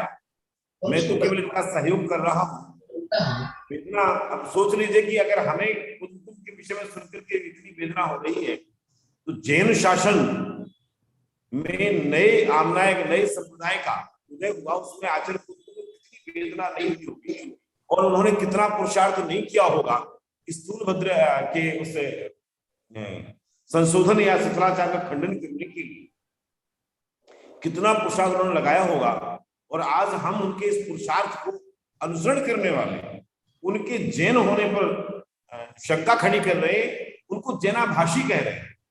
ऐसे जैनाभाषी कहने वाले जो कालाजी हैं या हेमंत कालाजी, और मुझे जी तो नहीं लगाना चाहिए लेकिन मेरे संस्कार ऐसा नहीं अनुमति देते, और अरिहंत पाटनी हैं जो स्वयं को अरिहंत मान बैठे हैं, उनकी सभा में घुस करके उनका सक्षम विरोध करने वाले श्री आदि कुमार जी नागपुर से, इंजीनियर आदि कुमार जी साहब हैं। मैं उनको आमंत्रित करना चाहता हूं, वो आकर के अपनी भावना, अपना मंतव्य प्रदान करें। इसके बाद में डॉक्टर मनीष जी मेरठ से वो तैयार रहेंगे। पहले श्री इंजीनियर आदि कुमार जी नागपुर, इंजीनियर आदि कुमार जी नागपुर जी। सबको जय जिनेंद्र, सभी को जय जिनेंद्र। मंगलम भगवान वीरो, मंगलम गौतमो गणी, मंगलम कुंद कुंदार्यो, जैन धर्मोस्तु मंगलम। भैया जी, भाई साहब और बहन जी, मैं जैसा कि महेश भैया जी ने बताया, मैं उनके क्लास में जाता हूँ। अरिहंत के क्लास मैं अटेंड कर रहा हूँ विगत 11 जनवरी से। आज भी बाजू में मैंने लगा कर रखा है उसका क्लास, और मैं बाजू में उसको दिखता हूँ क्लास में, तो वो बहुत सोच समझ कर बातें करता है अरिहंत। वो गलत बातें करने के लिए हिम्मत नहीं करता है। मैंने बाजू में रखा है चालू करके, मैं सुन नहीं रहा हूँ उसको, लेकिन मैं रखा हूँ क्योंकि मुझे देखकर वो गलत बातें करने से या विरुद्ध कुछ बातें करने से करने के पहले सोचता है। तो ठीक है, मैं तब से बात कर रहा हूँ, उसके क्लास में जा रहा हूँ, और वो गलत बातें जहाँ भी करता है, विरुद्ध बातें या कुछ हमारे समय सार ग्रंथ जी के विरुद्ध में या हमारे कुंद महाराज जी के विरुद्ध में बात करता है, या तो कोई और भी मुनि महाराज आचार्य देवों के खिलाफ बात करता है, तो मैं इमीडिएट उसको रोकता हूँ उसी जगह पर और उसको बोलता हूँ कि भैया ये तुम क्यों बोल रहे हो, ऐसा क्या मतलब है, और ये जो गलत बात कर रहे हो वो बात के लिए तुम्हारे पास कोई सबूत है क्या, कोई प्रमाण है क्या, बिना प्रमाण के कोई बात नहीं करना। ऐसा मैं उसको डांट के बोलता हूँ मैं, टू बी वेरी फ्रैंक, कि तुम्हारे पास प्रमाण अगर है कोई बात का तो उसकी बात करो, अगर तुम्हारे पास प्रमाण नहीं है तो ऐसी बात करना नहीं, बिल्कुल नहीं करना, हम नहीं मानेंगे, मैं नहीं मानूंगा, कोई भी नहीं मानेगा। तो वो उसको मैं बहुत सारी ऐसे है जो जिसके प्रमाण मैंने उसको पूछे हैं, तो वो जो है वो प्रमाण मैं उसको पूछा हूँ, उसके लिस्ट भी उसको दिया हूँ, 4 बार नहीं 8-10 बार मैंने पूछा कि भैया तुमने ये प्रमाण अभी तक क्यों नहीं दिए मुझे। वो बोलता है कि एक बार बोला वो कि जो श्रवण बेलगोला में हमारे भगवान का अभिषेक होता है 12 वर्ष के बाद, तो वहाँ कोई मुनिराज भी अभिषेक करते हैं। मैं उसको बोला भैया इसका कोई प्रमाण है क्या तेरे पास, ये बिना प्रमाण के क्यों बोल रहे हो तुम। और बोलता है महाराज जी एक मेघ को आहार भी देते हैं जब जरूरत पड़ी तो मैं बोला भाई इसका भी तेरे पास प्रमाण है क्या, कोई वीडियो फोटो है क्या, अगर नहीं है तो क्यों बोलते हो ऐसी बात। ऐसा मैं बहुत सारे गलत बातों को उसको टोकता हूँ, तब से उसने अभी वो थोड़ा सा क्यों न हो लेकिन गलत बातें करना और विरुद्ध बातें करना आगम के, और जो हमारी है कार्य जो हमारा जैन धर्म में आगम में है उसके खिलाफ बात करना उसने बहुत कम किया है। अभी भी मैं उसको जब भी कोई ऐसा समय आया, ऐसा कोई उसने किया विधान, तो मैं उसका इमीडिएटली उसका विरोध करता हूँ और उसको पूछता हूँ कि तुम ये कहाँ से क्यों बोल रहे हो भैया, तुम्हारा उद्देश्य क्या है। ये मैंने सबसे पहले उसको पूछा था कि भाई तुम्हारा उद्देश्य क्या है, ये तुम्हारा काला बाजार तुमने क्यों शुरू कर दिया है, और तुमने ये इसका उद्देश्य क्या है वो बता। वो भी मैं 3-4 उसको बताया, जैसे कि हमारे भाई साहब ने बोला था, संजीव भैया ने, गोदा जी ने, उनका लास्ट मीटिंग में, कि भैया इसमें से क्या है तुम्हारा उद्देश्य, क्या तुम जैन धर्म को मिटाना चाहते हो, क्या तुम हमारे कुंद भगवान को लोगों के नजरों से गिराना चाहते हो, क्या तुम हमारे मंदिरों में जो उनकी आमना के अनुसार मूर्तियां प्रतिष्ठापित है उनको बाहर निकालना चाहते हो, क्या चाहते हो आप, क्यों नहीं आप इसका उत्तर दे रहे। अभी तक उसने इसका उत्तर नहीं दिया है। मैं ऑलवेज उसको हर बार पूछता हूँ कि क्या मतलब है तुम्हारा, नहीं हमारा कोई मतलब नहीं है, बस हमको तो बताना है कि इसमें कुछ गलत था और वगैरह वगैरह वगैरह। मतलब तुमको क्या अधिकार है ये गलत था बोलने का, तुम कौन हो, किस खेत की मूली हो, तुम मूली भी नहीं हो तुम तो। भाई बोलो तुम तो मूली भी नहीं हो, वो कोई प्लांट होते हैं ना जिसमें कोई मूली नहीं होती, वैसे हो तुमको क्या अधिकार है। अगर तुमको बताना है ये सब ना, तो तुम जो है ये बनो, महाव्रती मुनिराज बनो, पिच्छी कमंडल लो और फिर हमारे सामने आ जाओ तुम्हारा क्लास लेने के लिए, फिर मैं थोड़ा सा देखूंगा, फिर भी तब भी मैं पूछूंगा। लेकिन अगर तुमको अधिकार चाहिए तो मुझे ऐसा लगता है, मैं ऐसा कहूंगा कि तुमने महाव्रती बनना चाहिए, पिच्छी कमंडल लेना चाहिए और फिर आकर के क्लास में हमको बताना चाहिए, तब जाके मैं थोड़ा सा मानूंगा तुमको। लेकिन अब तब तक तुमको ये कोई अधिकार नहीं बनता, तुम्हारा कोई अधिकार नहीं है ये बताने का, कुंदाचार्य को जैनाभाषी कहने का, हमारे कुंदाचार्य को अज्ञानी कहने का, समय सार की गलतियां निकलने का तुम्हें कोई भी अधिकार नहीं है मिस्टर अरिहंत पाटनी। ऐसा मैं उसको हर क्लास में, मुझे हर जब भी समय आता है मैं उसको बोलता हूँ और वो बिल्कुल ही निरुत्तर हो जाता है, कुछ भी नहीं कह पाता है। परसों उसने एक बार उसने हमारे आचार्य विद्यासागर जी और आचार्य विशुद्ध सागर जी के बारे में 18 जनवरी के क्लास में बहुत बुरी बात की, बहुत बुरा कहा था, जबकि हमारे शिखर जी में कुछ प्रसंग हुआ था जो बाद में समझा कि उसमें कुछ भी प्रॉब्लम नहीं है। तो पहले उसने 18 तारीख को बहुत निंदा की हमारे आचार्य विद्यासागर जी और आचार्य विशुद्ध सागर जी और मुनि, बड़े मुनि भी। तो उसने कहा था कि कहाँ है वो विद्यासागर जी, कहाँ है वो, जी भी नहीं लगाता है वो, कहाँ है वो विद्यासागर, कहाँ है वो विशुद्ध सागर, अब क्यों नहीं आते हैं सामने, अपने अपने मठ बनाने लगे हैं, अपने अपने तीर्थ क्षेत्रों में लगे हैं, किसी को समय नहीं है, ऐसा बोला था उसने 18 तारीख को। और बाद में कुछ तो 20 तारीख को वगैरह आया सामने कि ऐसी कुछ बात है नहीं शिखर जी में, तब उसने वो बात जब ग्रुप में आई थी तो उसने उसकी तारीफ भी की थी, बहुत अच्छी बात हुई, बहुत अच्छी बात हुई, बहुत अच्छी बात हुई, ऐसा उसने लिखा। मैं उसको फिर उसी दिन रात में क्लास में पूछा कि भैया जी तुमने परसों महाराज जी की निंदा की थी बहुत कड़े विरुद्ध शब्दों में, अभद्र शब्दों में, तो उसके लिए तुमको माफी मांगना चाहिए उन महाराज लोगों की, दोनों की। तो बोले नहीं मैंने ऐसा कुछ नहीं कहा था। मैंने बोला भैया मैं खुद क्लास में था तुम्हारे, और मैंने कितने बार वो तुम्हारा ऑडियो सुना हूँ, वीडियो सुना हूँ, तो तुम ऐसा नहीं बोल सकते, तुमने बहुत बुरा काम किया है। तो नहीं वो करके 10 दिन 8-10 दिन उसने, मैंने वो ग्रुप में भी मैं गया था, उसने मुझे ग्रुप में लिया था उनका, कुछ तो ज्ञान धारा नाम का ग्रुप है, तो मैं उसमें भी बहुत बड़े कटु शब्दों में लिखता था। तो उसने मुझे, और बाद में मैं हर बार उसको ये कहता था कि भैया तुमको महाराज जी की, विद्यासागर जी और विशुद्ध सागर जी महाराज जी की क्षमा याचना करनी है, क्यों नहीं कर रहे हो, कब करोगे? तो उसने मुझे दूसरे दिन वो ग्रुप से निकाल दिया था। तो बाद में परसों वो बोला मैंने आपको इसलिए निकाला कि आप बहुत ही कटु लिखते थे।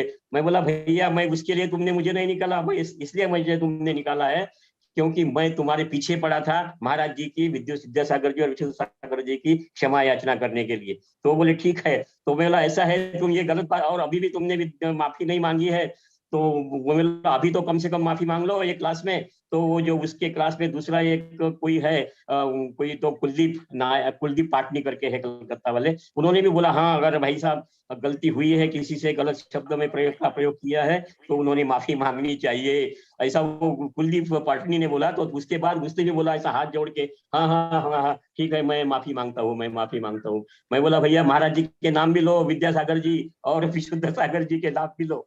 तो उसने मालूम नहीं नाम बराबर गलती से कुछ तो लिया उसने बोला, लेकिन मैं बाद में उसको बोला कि भैया तुम्हारा यहाँ माफी मांगने से नहीं होगा, सिर्फ तुम्हारा जो विज्ञान धारा ग्रुप है उसमें भी तुमको लिखना पड़ेगा कि मैं विद्यासागर जी महाराज और विशुद्ध सागर जी महाराज की क्षमा याचना करता हूँ, ऐसा बोला भाई उसने। तो उसने आखिरी में हाँ बोला ठीक है, और क्लास खत्म कर दी उस दिन की। तो उसका बाद में तो है मैं उसके क्लास में जब भी जाता हूँ तो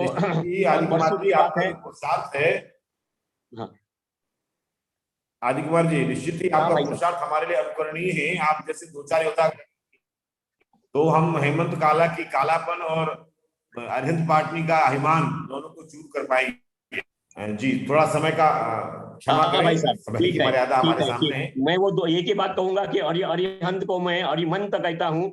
मंत मतलब मति, जिसकी मति अरि के समान है, शत्रु के समान है, ऐसा अरिमंत, उसको मैं उपकल की कहता हूँ। और जो हेमंत काला है उसको मैं कुमंत काला कहता हूँ, जिसकी मति जिसकी कु है मतलब बुरी है, वो कुमंत काला है, वो अरिहंत हेमंत नहीं है। और उसको मैं कल की कहता हूँ मुझे, क्योंकि कल के रूप कल के एक साथ तो होते नहीं, लेकिन अभी क्योंकि ये वही तो पंचम काल चल रहा है हमारा उनसे इसका, तो इस वजह से दोनों एक साथ हुए हैं, ऐसा मैं कहता हूँ। और उनको तरफ भी ये बात पहुंच गई है दोनों के पास में, अच्छी बात है। जय जिनेंद्र भाई साहब, जय जिनेंद्र, जय जिनेंद्र। कहने का दिल बहुत है लेकिन बाद में कभी कहूंगा। जय जिनेंद्र, जय जिनेंद्र, जय जिनेंद्र।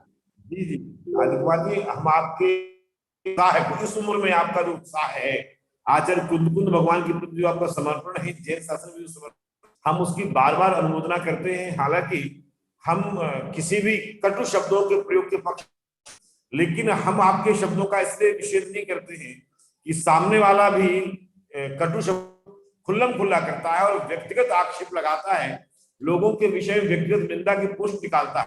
इसलिए बिल्कुल ये है कि सठे साठे समाचार, कांटे से कांटा निकलेगा। इसलिए हम आपका आपके साथ में, और आप जैसे 2-4 योद्धा हमें उनकी सभा में चाहिए।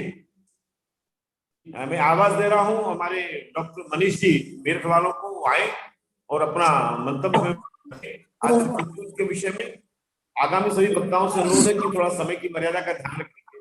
बहुत सारे मैं कहता हूँ भाई साहब हमारे ग्रुप में से, हमारे इसमें से ज्यादा लोग उसके क्लास में आए, जिससे वो अपना क्लास ही न सके और उसको क्लास बंद करना पड़े। तो ये मैं चाहता हूँ, मैं तो डेली रहता हूँ, लेकिन कोई और आए तो और अच्छी बात रहेगी, क्योंकि उसके पास कोई ज्ञान नहीं है। मैं उसको बोलता हूँ तुम्हारा धर्म का ज्ञान जो है वो एक निगोदी जीव के समान ज्ञान है, तेरा निरावरण ज्ञान है, धर्म का ज्ञान तेरे पास कुछ भी नहीं है, और है नहीं उसके पास। क्योंकि परसों वो बोल रहा था बाहुबली भगवान 7वें गुणस्थान में थे, बोल रहा था। मैं बोला भैया 7वां गुणस्थान कायम नहीं रहता है, वो तो 6वां 7वां चलता रहता है अंतर्मुहूर्त में। हाँ ठीक है, इस तरह से उसका ज्ञान है। इसलिए आप प्लीज, मेरी ये रिक्वेस्ट है कि आप डॉक्टर मनीष जी के बाद में आवाज दूंगा विश्वास जी को, विश्वास के धनी विश्वास जी को आवाज दूंगा। डॉक्टर मनीष जी के बाद में तैयार है विश्वास जी। डॉक्टर मनीष जी मेरठ। सभी साधर्मियों को मेरा जय जिनेंद्र। आपका वीडियो ऑन कीजिए भाई साहब। मैं दरअसल गाड़ी चला रहा हूँ, इस स्थिति में नहीं हूँ वीडियो ऑन कर सकूं, बस 1 मिनट ही बोलूंगा। जी जी। और सभी साधर्मियों को मेरा जय जिनेंद्र। और कुंद कुंद देव की भक्ति में और उनको जो जिस रूप में प्रतिष्ठित हैं उस रूप में प्रतिष्ठित रहे, इसके लिए अब जो हमारे सकारात्मक प्रयत्न सभी लोग कर रहे हैं ये बहुत अच्छे हैं। अभी आचार्य भद्रबाहु का सीधा शिष्य कुंद कुंद देव को सिद्ध करने के लिए जो कुछ तर्क आए वो बहुत अच्छे हैं। एक मैं अपनी तरफ से और तर्क रखता हूं उसी समर्थन में, बस इतना ही मैं बताऊंगा कि जिस तरह से कुंद कुंद देव ने परिग्रह सहित मुक्ति, स्त्री मुक्ति, वस्त्र सहित मुक्ति और शिथिलाचार को जिस तेजी से प्रहार किया, जैसा भयंकर प्रहार किया इस शिथिलाचार पर, तो इससे ऐसा लगता है कि ये सारी चीजें उस युग के लिए बिल्कुल नई थी, मानो कुंद कुंद देव के आंखों के ही सामने ये त्रासदी घटित हुई थी। क्योंकि आपने देखा होगा, यदि क्षमा करें वर्तमान संदर्भों में भी, कि 40-50 साल पहले जो शिथिलाचार माना जाता था वो समय समय रहते फिर धीरे स्वीकृत हो जाता है, लेकिन जो शिथिलाचार जब पनपता है उस समय उसमें जो ताजगी रहती है, उसके विरोध में तीव्रता रहती है। तो कुंद कुंद देव ने जो शिथिलाचार पर प्रहार किया, सवस्त्र मुक्ति आदि पर प्रहार किया, तो उस हमले की तेजी से, उसकी ताजगी से ऐसा लगता है कि ये सारी बातें जो भद्रबाहु आचार्य के बाद ये जो त्रासदी आई, विभाजन हुआ, वस्त्र सहित मुक्ति की कल्पना हुई, मानो कुंद कुंद देव के आंखों के सामने ये सारे दृश्य चित्रित थे, मानो उसके प्रत्यक्षदर्शी थे। उनकी प्रतिक्रिया से ये इस बात का अनुमान होता है। बस अभी मुझे यही बात कहनी है। जय जिनेंद्र। बहुत संक्षिप्त और महत्वपूर्ण उद्बोधन आपने दिया, उसके लिए बहुत बहुत आभार। और हम बात यही कह रहे हैं कि जिस ढंग से तत्काल में जो शिथिलाचार होता है उस पर प्रहार किया जाता है, भले ही कालांतर में स्वीकार कर लिया जाए, लेकिन अगर उसमें तत्काल प्रहार होता है तो बहुत उपयोगी होता है। और आचार्य कुंद कुंद स्वामी ने यही किया। उनके समय में जो शिथिलाचार पनपा, उन्होंने तुरंत आहार इत्यादि चर्या को लेकर के जो मुनियों का जो आचरण था उसके ऊपर में जो उन्होंने बाहुड़ ग्रंथों में जो कथन किया है, वो बिल्कुल उनको आचार्य भद्रबाहु के प्रवृत्ति तुरंत बाद उत्पन्न हुआ सिद्ध करते हैं। बहुत बहुत आभार डॉक्टर मनीष जी।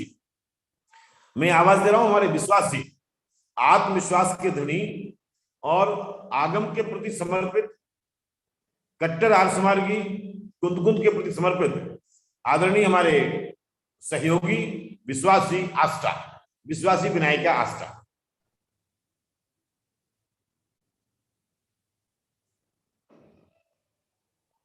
मैं हमारे और भी वक्ताओं से अनुरोध करूंगा, यदि आप अपना मंतव्य रखना चाहते हैं तो कृपया हैंड राइज करें, जिससे हम आपको बुला सकें।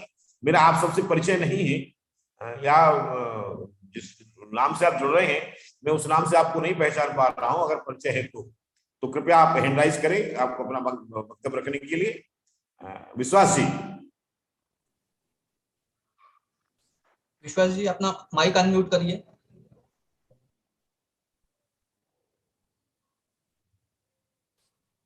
माइक और वीडियो शायद दोनों बंद है। विश्वास जी वीडियो ऑन कीजिए, माइक ऑन कीजिए।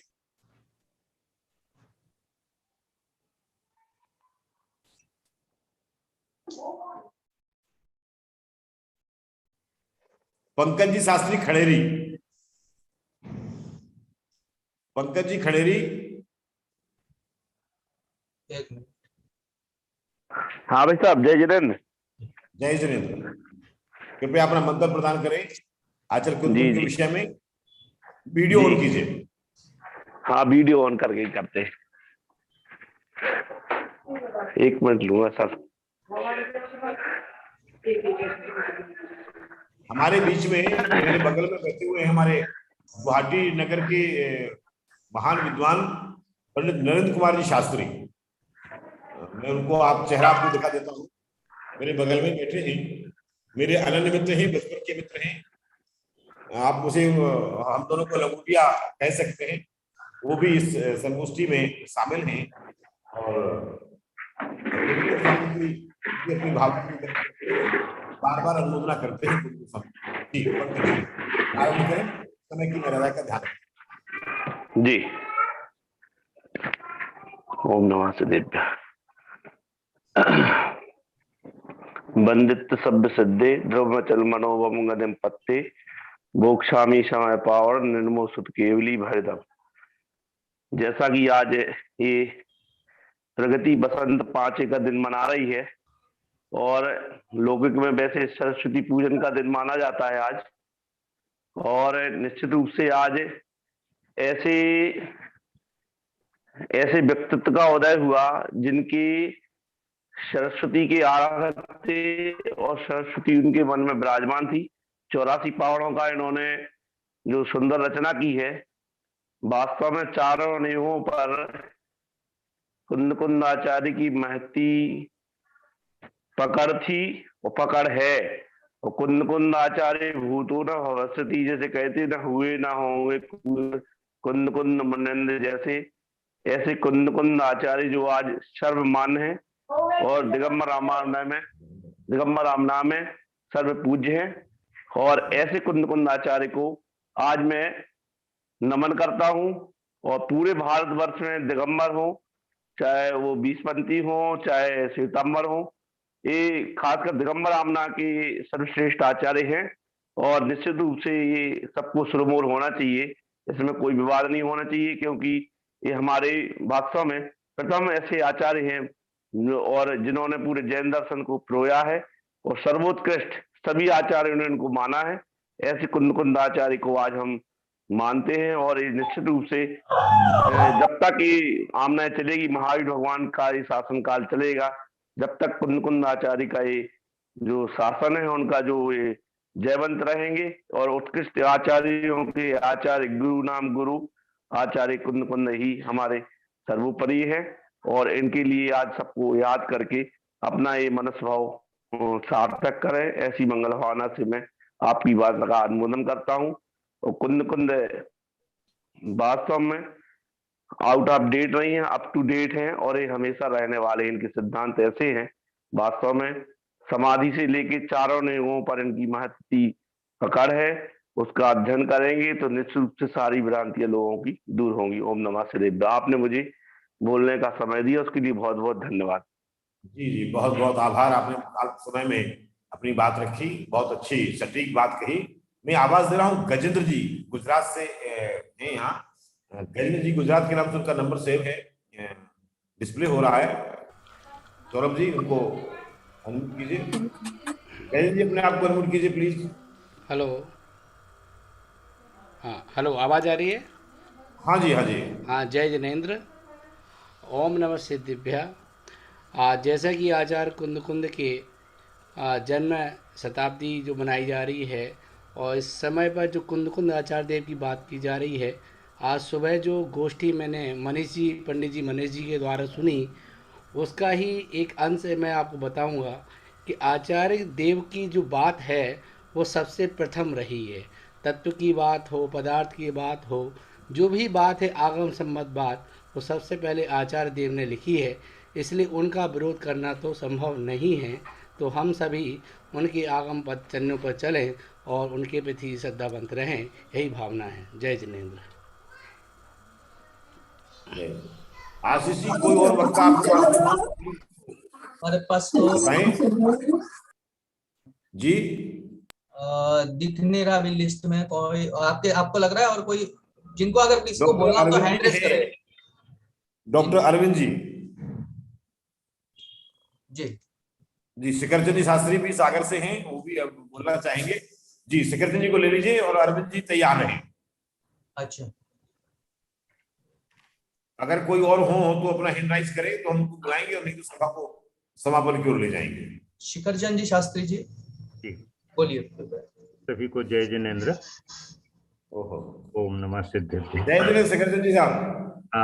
भाई आप लोग जो उपक्रम कर रहे हैं उसमें मेरी या ये कहूँ कि हमारे पूरे परिवार की हमारा और बहुत बहुत अनुमोदना है।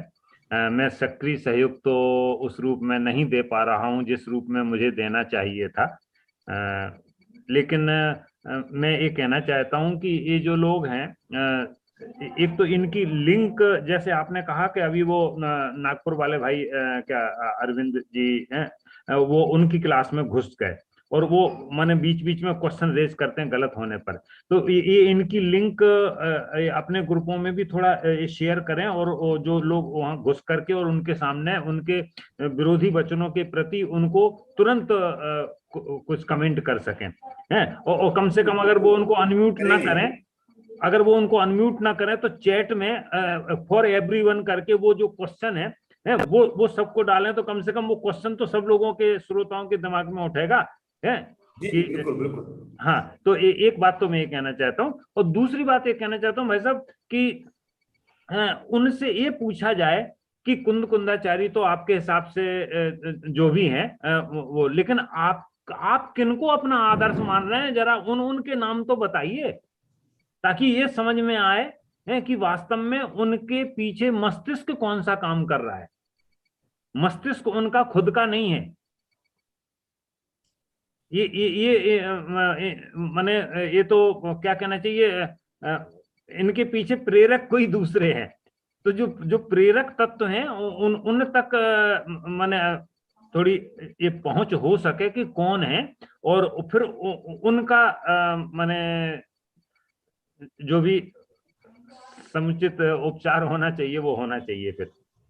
जी बिल्कुल, हम सबको देखिए, आपको मैं टोक रहा हूँ बीच में, मुझे नहीं टोकना चाहिए, लेकिन मैं यहाँ बताना चाहूंगा, हम लोग पूरे इस विषय में चर्चा कर चुके हैं। किनका हाथ है, बहुत सारी चीजें हैं जो सार्वजनिक करना संभव नहीं है, फिर भी हम लोग करने का प्रयास करते हैं, और हम आपकी बात को जरूर ध्यान देंगे और बताएंगे आपको। आप व्यक्तिगत रूप से मुझे फोन करके जानकारी ले सकते हैं, मुझे या आशीष जी को फोन करके पर्सनली, तो आपको बताया जाएगा उनके पीछे किसका हाथ है। जी जी जी, धन्यवाद। जय जिनेंद्र। डॉक्टर राकेश जी, नागपुर।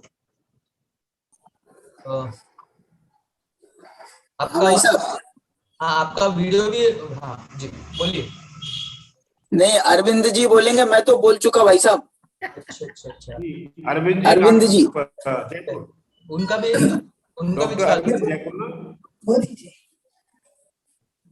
हाँ, अरविंद जी जयपुर। हाँ, उनका भी चालू है। मैं बोलूं? हाँ बोलो। ओम नमः शिवाय। आचार्य कुंद के जन्म दिवस पर आज आचार्य कुंद के संबंध में जो महिमावंत चर्चाएं चल रही हैं, ये बहुत ही अनुकूल समय है। चर्चा करने वाले भी हैं और समझने वाले भी हैं, और जो भ्रांतियां हैं उसका निराकरण करने के लिए समर्थ विद्वान भी हैं। तो बहुत अच्छा समय है। मैं केवल इतना कहना चाहता हूं कि आचार्य कुंद के पहले आगम साहित्य कितना था, और आचार्य कुंद का कितना साहित्य था, और आचार्य कुंद के साहित्य के आधार पर परवर्ती जो शास्त्र हैं वो कितने हैं। मैंने इसमें पीएचडी की है आचार्य समय सारका दार्शनिक अभिशीलन करके, और हमारे डॉक्टर राकेश जी ने इसका संपादन किया है, मार्गदर्शन भी रहा है इनका।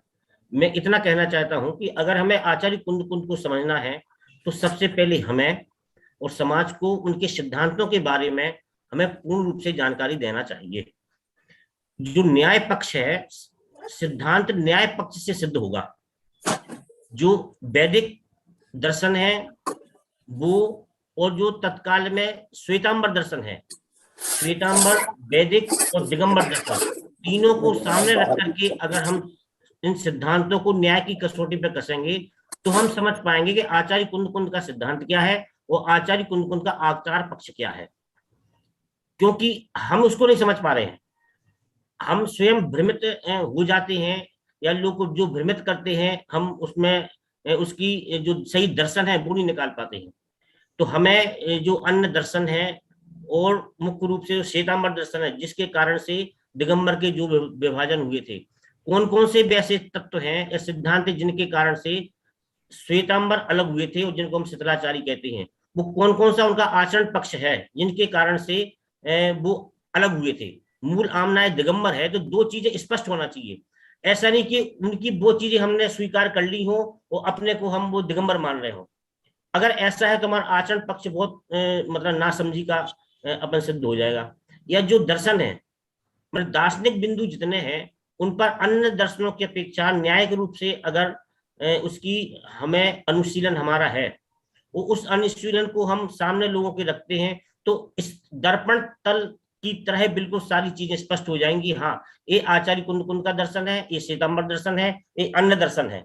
और जब तक हमें इसका ज्ञान नहीं होगा तब तक आचार्य कुंद कुंद या जो मूल आमनाएं है भगवान महावीर की, उस दर्शन तक हम नहीं पहुंच सकते हैं। तो हमारा तो आग्रह ये है कि बहुत अच्छा अवसर मिला है, जो भी भ्रांतियां फैला रहे हैं वो हमारे लिए वरदान सिद्ध हो, इसलिए कि हमें एक समीक्षा करने का अवसर मिल रहा है अपनी, कि हम उनके बारे में कितना जानते हैं। तो जो भ्रांतियों का जो वातावरण है, उस भ्रांति के वातावरण को हम अपने सम्यक ज्ञान के द्वारा प्रकट करके तर्क से, न्याय से हम पहले जितने अपने आप को सही सिद्ध कर पाएंगे तो लोगों हम सही समझा सकते हैं। तो ये जो अभी वर्तमान की बात नहीं है, हमेशा से ही हर समय ऐसे कोई विवाद आते रहे हैं, तो उन विवादों ने उनको समझने में सहयोग किया है। तो इसको सकारात्मक रूप से लेकर के कि उनकी कौन कौन से ऐसे बिंदु है जिन आधार पर वो भ्रमित हैं, उनका हम सटीक तरीके से सभ्य, शालीन और आगम सम्मत भाषा में हम जवाब दें। हम अपने भाषा शैली की मर्यादा को भंग नहीं करें किसी भी हालत में, कोई समझे चाहे नहीं समझे। हम अपने व्यवहार को, आचरण को जवाब देने में वहां तक नहीं ले जाए जहां हम पतित हों। हम बिल्कुल अपनी भाषा शैली आगम तरीके से हम रख सकते। मानना नहीं मानना उनका काम है। भगवान तीर्थंकर के समय में भी कई जीव ऐसे हुए हैं कि उनकी बात को नहीं मानी, तो हमें सोच के चले कि मानना ही पड़ेगा, तो हम धन बल से, जनबल से या बाहुबल से, ये संभव नहीं है। वो उनका परिणाम अलग होगा, लेकिन हम अपने आप में बिल्कुल स्पष्ट रहें कि आचार्य कुंद कुंद का दर्शन ये है, उनका आचार पक्ष ये है। तो उसको समझने के लिए हमें उस समय का जो शिथिलाचार था उसको हमें समझना पड़े, कौन कौन शिथिलाचार था। क्या वो शिथिलाचार हमने तो ग्रहण नहीं कर लिया आचार्य कुंद कुंद के नाम पर, या उनका जो जिनका इन्होंने विरोध किया था सिद्धांत तय, उन सिद्धांतों को हमने स्वीकार तो नहीं कर लिया। तो अन्य दर्शनों की अपेक्षा, श्वेतांबर दर्शन की अपेक्षा आचार्य कुंद कुंद का, माने जो भगवान महावीर की मूल आमनाय का दर्शन है वो आचार्य पक्ष है, वो तभी निकलेगा जब इसकी हम सम्यक विवेचना कर सकेंगे। तो ये भी चले, साथ साथ में इनकी प्रशिक्षण संगोष्ठियां विषय पर भी चले, तो निश्चित रूप से एक हम इसका परिहार कर पाएंगे। मैं धन्यवाद देना चाहता हूं डॉक्टर महेश जी को, जिन्होंने डॉक्टर नहीं हुआ सर है, मैं डॉक्टर नहीं हूं, मैंने कोई पीएचडी नहीं की है।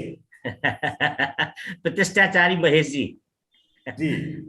इसलिए धन्यवाद देना चाहता हूं कि जब भी ऐसी विकट परिस्थिति आती है तो 99% लोग या तो साइलेंट हो जाते हैं या कुछ कहने की स्थिति में नहीं हो पाते हैं कि हम क्यों इसमें पचड़े, लेकिन किसी न किसी को आगे आना पड़ता है। तो उन्होंने सबसे बढ़िया हल है वार्ता, संवाद जो है उस संवाद से ही कुछ ना कुछ निकलेगा। इसलिए संवाद बनाए रखना चाहिए, उनसे ही बनाए रखना चाहिए और आपस में ही संवाद होना चाहिए, तो निश्चित रूप से हल मिलेगा। और इस माहौल को एक पॉजिटिवली अपन, जैसे कुंद कुंद का जो साहित्य है उसको हम बिल्कुल प्रशिक्षण के रूप में, क्लास रूप में चला सकते हैं, इस बहाने से कि हम सही तत्व को समझें।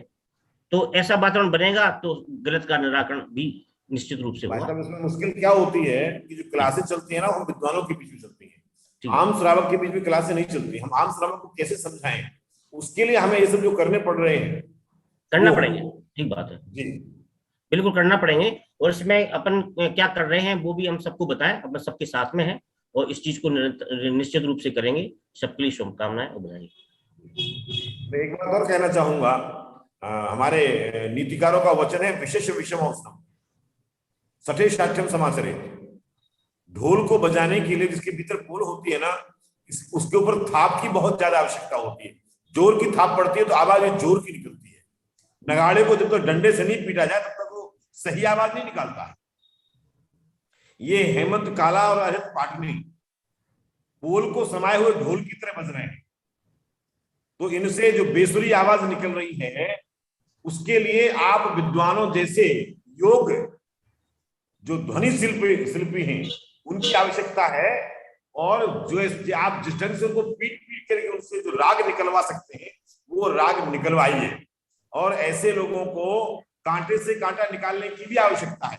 जब कोई घोड़ा इसका इलाज संभव नहीं हो, नासूर बनता जा रहा हो, तो नीतिकारों का वचन है और विशद शास्त्र का वर्णन है कि उसका ऑपरेशन कर देना चाहिए।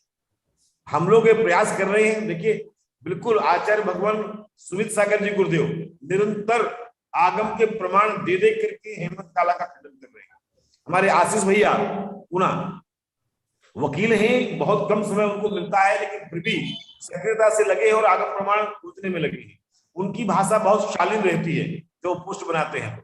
मेरी भाषा थोड़ी सी कठोरता की ओर चली जाती है। मैं भी पोस्ट बना के खंडन करने का प्रयास कर रहा हूं। मैंने सभी विद्वानों से अगस्त से निवेदन किया, मैं समय सार का ज्ञाता नहीं।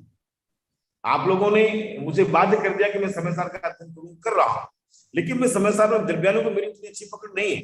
मैं प्रतिष्ठा का विद्वान हूँ, मैं तंत्र मंत्र का विद्वान हूँ, मैं ज्योतिष का विद्वान हूँ, मैं वास्तु का विद्वान। आपके जो भी समस्या आप मुझे बताइए, मैं समाधान करूंगा।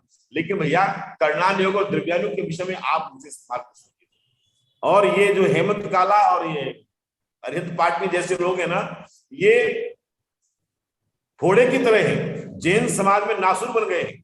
इनका तो ऑपरेशन करना ही पड़ेगा, साथ साथ में दवाई भी देनी पड़ेगी। अब ये नहीं कि दवाई नहीं देना है, दवाई तो देना है, लेकिन ऑपरेशन भी करना है। तो जो सर्जरियन लोग हैं, सर्जन लोग हैं, वो सर्जरी करें, और जो मेडिसिन के एक्सपर्ट हैं वो दवा दे करके समझा करके, जैसे आचार्य भगवान सुमित सागर जी कर रहे हैं। आज राकेश जी ने एक बहुत अच्छी बात कही थी, 15 पोस्ट की आ चुकी है, और जितने ग्रंथों का प्रमाण वो देते हैं, मैं उनसे व्यक्तिगत रूप से परिचित हूँ। कई बार उनका संग मुझे मिला है, और मैंने उन जैसा आगम का ज्ञाता नहीं देखा।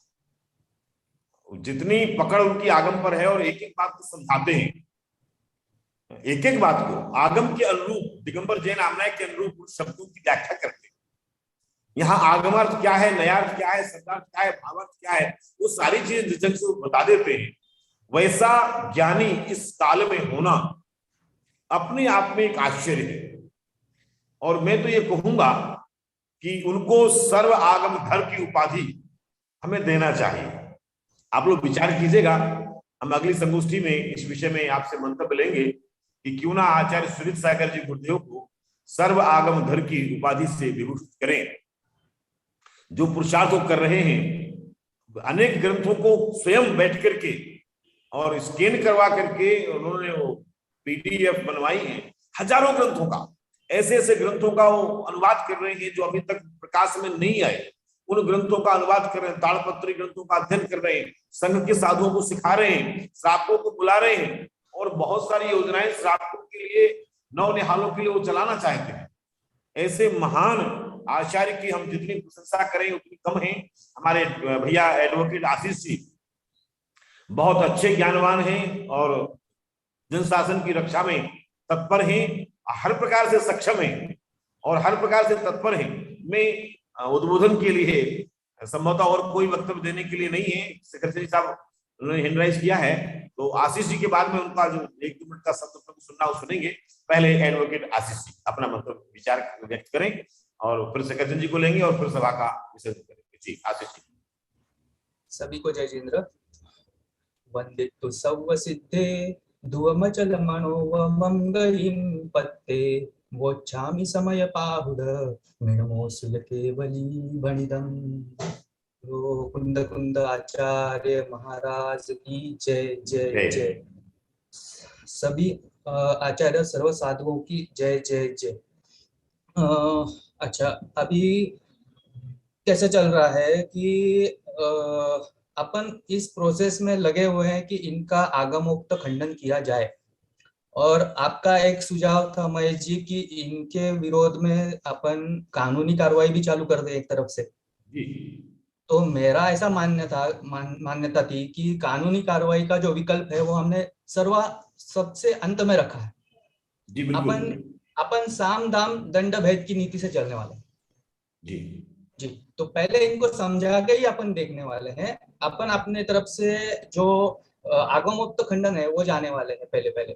फिर भी अभी ये मानने नहीं वाले, तो पता है अपने को, फिर भी अपन कोशिश करने वाले हैं।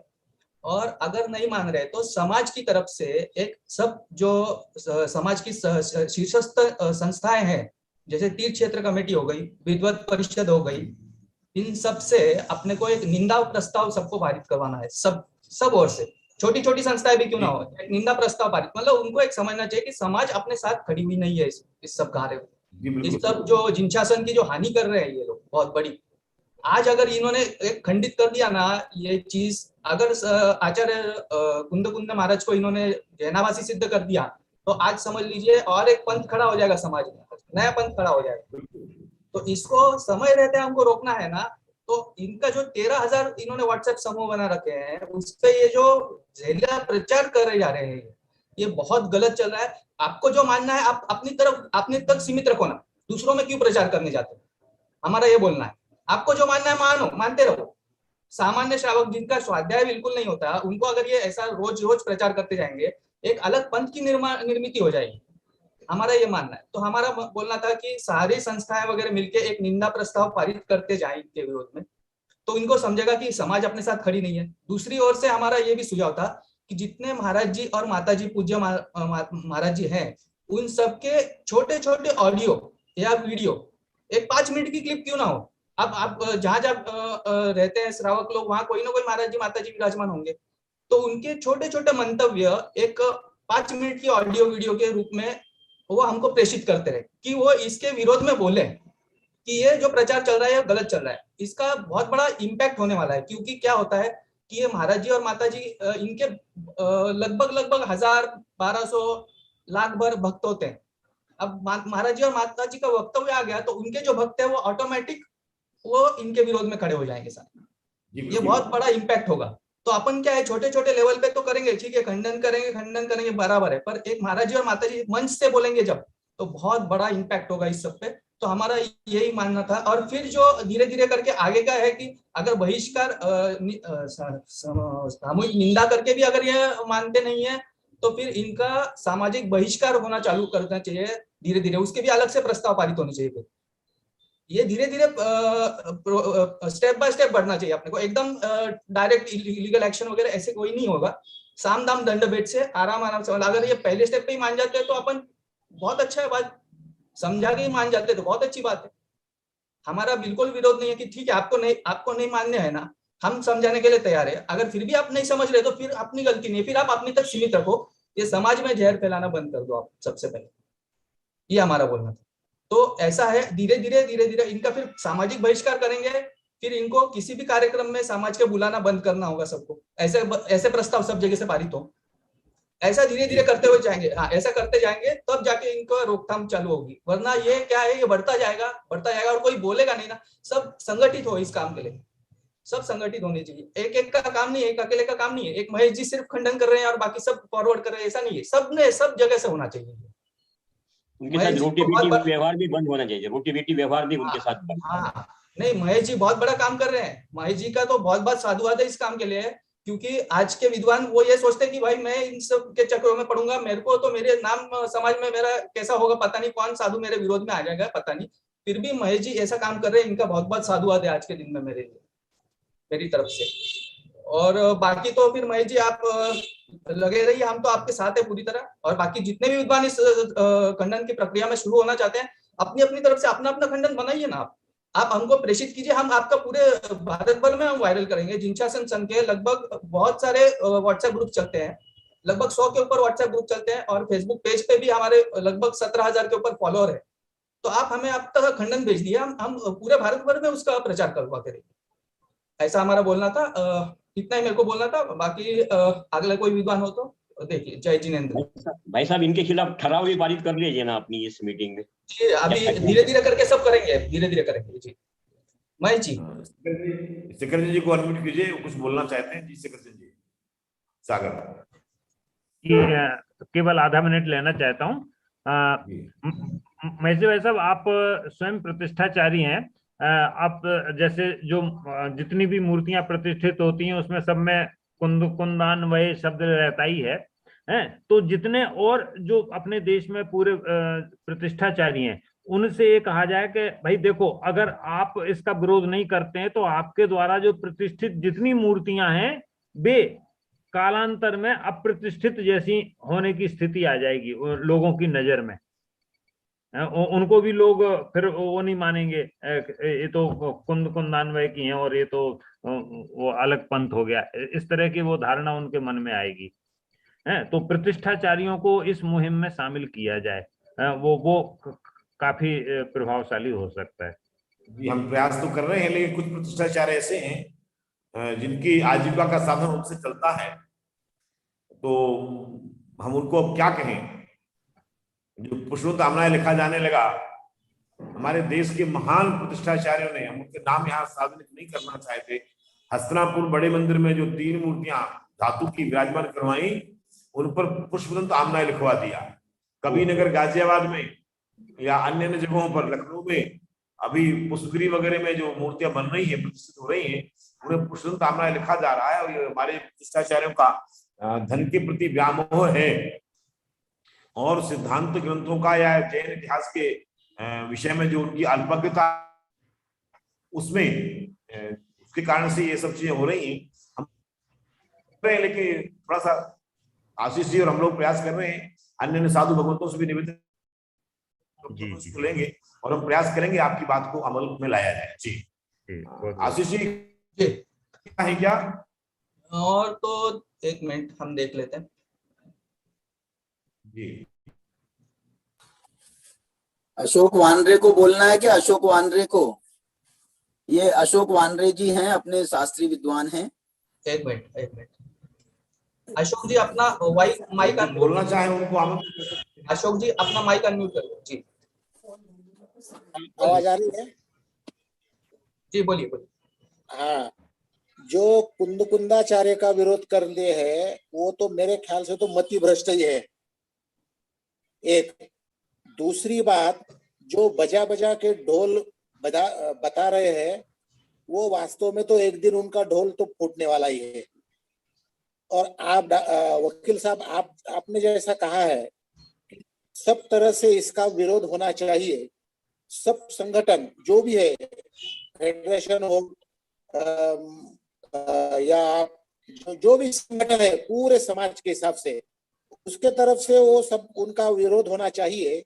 लेकिन आम आदमी के पास ये सब बातें आती नहीं है। जो चल रहा है समाज में, वो आम आदमी या आम जैन जो अपना उदर निर्वाह करते हैं और काम चलाते हैं, उनके पास ज्यादा ये बातें आती नहीं है। लेकिन जो अभ्यासु शास्त्री वर्ग है, उनके पढ़ने में या देखने में ये सब बातें आती है। तो एक संघ होकर अपन अगर ये बातें कहेंगे तो बहुत बड़ा उसका परिणाम हो सकता है। और आपने एक बात बहुत अच्छी करी है कि आरिका जी जहां जहां भी विराजते हैं, वो भी तो कुंदाचार्य आमनाय अनुसार ही आचरण करते हैं। निश्चित वही उनके अपने सपोज में वो अपनी 2-4 लाइनें अगर बोल दे और वो पूरे समाज में अगर प्रसारित हो, तो उसका बहुत बड़ा असर अपने वो जो अपन को चला रहे हैं उस पर हो सकता है। ऐसा मेरा व्यक्तिगत रूप से मनोदय है। और आप लोग अच्छा काम कर रहे हैं, आपके लिए बहुत बहुत शुभकामनाएं हैं, और हम सब आपके साथ में है ही है। जय जिनेंद्र। जय जिनेंद्र। बहुत धन्यवाद। हेमचंद जी भाई साहब, हेमचंद जी जुड़े हैं। हेम जी, हाँ जी। हेमचंद जी आपका माइक अनम्यूट है, वीडियो चालू करिए आपका। और मैं तो अभी जुड़ा हूँ आपसे। जी। क्योंकि इसके पहले शनिवार को मेरा अमेरिका लेक्चर होता है ना, तो अभी 8:30 बजे 8:35 पे पूरा किया था। फिर एक दूसरा फोन आ गया था, फिर ख्याल आया मुझे कि आज आपकी गोष्ठी है, तो मैं अभी जुड़ा। तो क्या विषय चल रहा अभी, किसका, तो मैं सुनूंगा। या कुंदाचार्य महिमा का गान कर रहे हैं। जो विभिन्न मती हैं, हेमंत काला और हरित पाटनी, इनका कैसे निषेध करना है उसकी चर्चा कर रहे हैं। अच्छा। देखो, हम शुरू से वैसे हम तो ये बोले रहे कि इनको कुछ भी अपन सही जवाब भी दो तो वे दूसरा कोई झंडा गाड़ देते, कुछ ना कुछ इधर का उधर। पहले उनसे ये फिक्स करना कोई बात हो कि भाई आपका मूल प्रश्न क्या है, ये बताओ। तुम किस आधार पर उनको अप्रमाणिक ठहराते हो या जनाभासी कहते हो? तुमने कौन से ग्रंथ के आधार से ये सब बोले हैं? और ये इसका जो पाप बांध रहे हो तो क्या होगा, इसका फल कभी सोचा क्या? या तुम्हारे अलावा वर्तमान में जो भी सारे प्रसिद्ध विद्वान या सारे मुनि हैं, कोई भी पंथ को 13-20 या कोई भी, उनमें से कौन है जो ऐसा कहने का दुस्साहस करता है? या आप दोनों ही हो तो आप दोनों हो तो आप कुछ तो ठोकते रहिए, उससे हम थोड़ी कोई वो होंगे।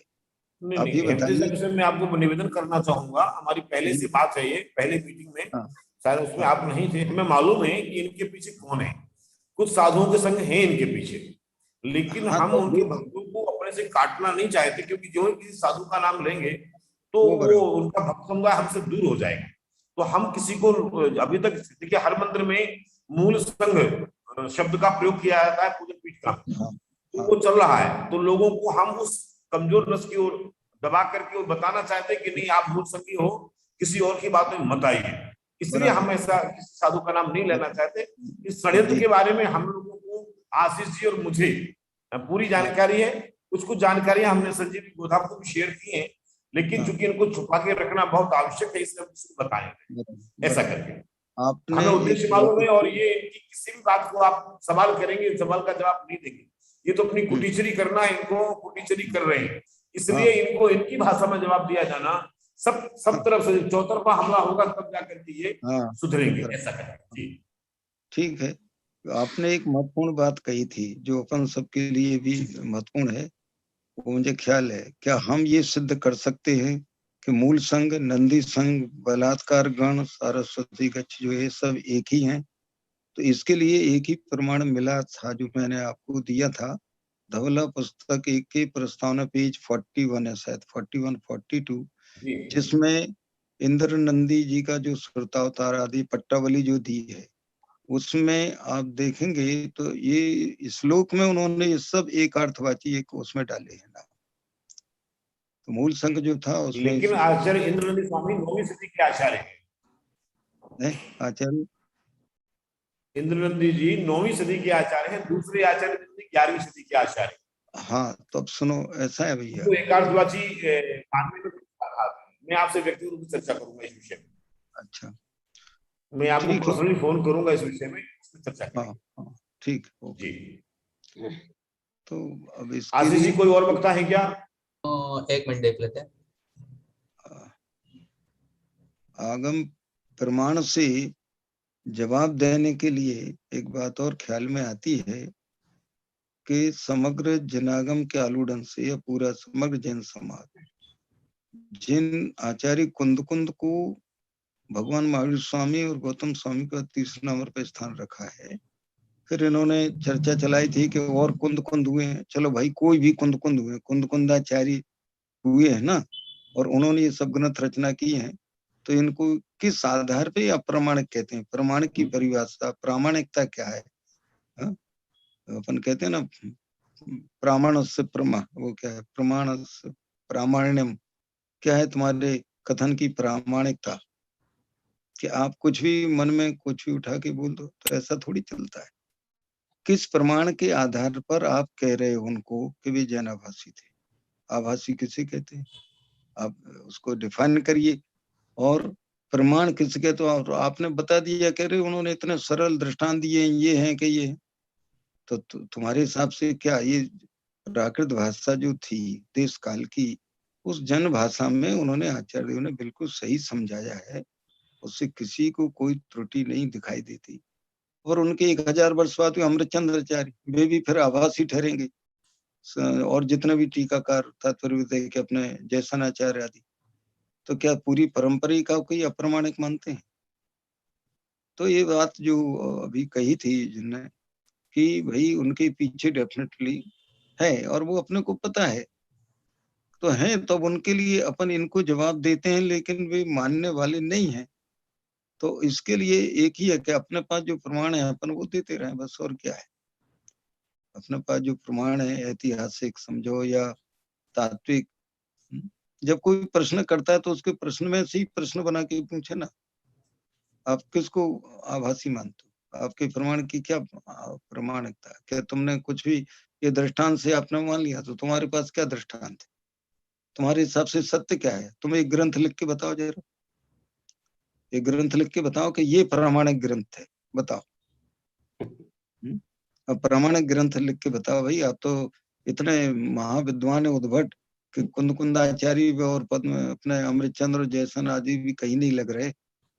तुम इतना दुस्साहस कर रहे हो तो आपके साहस के पीछे आपकी प्रामाणिकता भी तो सिद्ध करो, या आप कोई ग्रंथ लिख के बता दो प्राकृत संस्कृत में। ये सिर्फ समय गंवाने के लिए स्वयं का चर्चा तो हम लोग कर ही रहे हैं। हाँ बराबर है, ठीक है, अच्छी बात है, करिए भैया आप तो साथ। आशीष जी। हाँ जी। कोई और वक्ता है? एक पंडित जय कुमार जैन दिख रहे हैं, उनको आप जानते हैं कोई? नहीं, मैं तो नहीं जानता हूँ। अगर उन्होंने हैंड राइज किया तो उनको बुला लेते हैं, नहीं तो फिर सभा को विराम देते हैं। एक ये इनको देखते हैं। पंडित जय कुमार जी जैन, अगर आप कुछ बोलना चाहते हैं तो माइक अनम्यूट करिए।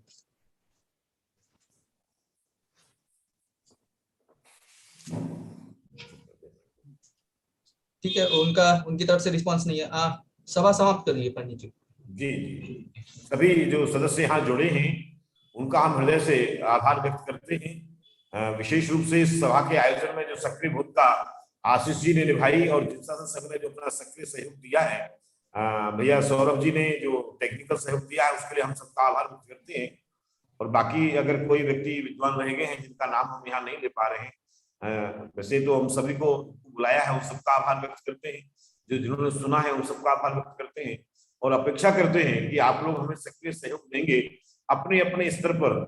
सब जगह जहां भी मौका मिले वहां खुद का समर्थन करेंगे और ये विभिन्न मतियों का बिल्कुल कठोर शब्दों में निंदा करते विरोध करेंगे। और आगे भी आप सब जुड़ेंगे, लोगों को जोड़ेंगे, प्रेरित करेंगे, ऐसी भावना रखते हैं। जी Ashish ji, over to you. जी, हम भी सबकी ओर से महेश जी शास्त्री का बहुत बहुत साधुवाद करते हैं कि वो इस खंडन की प्रक्रिया में लगे हुए हैं दिन रात, और हमको एक संबल मिला हुआ है उस वजह से। और बाकी भी विद्वानों से हम यही उम्मीद करते हैं कि आपने अपने स्तर पर आप भी खंडन करना चालू कर दीजिए। और जितने महाराज जी माता जी उनके एक छोटे छोटे वीडियो क्लिप्स भी मिल जाए तो भी बहुत बड़ा हमको योगदान मिल जाएगा। सबको सादर जय जिनेंद्र और सभी वक्ताओं को बहुत बहुत धन्यवाद। जय जिनेंद्र। समापन करते हैं। जय जिनेंद्र। सभी को जय जिनेंद्र।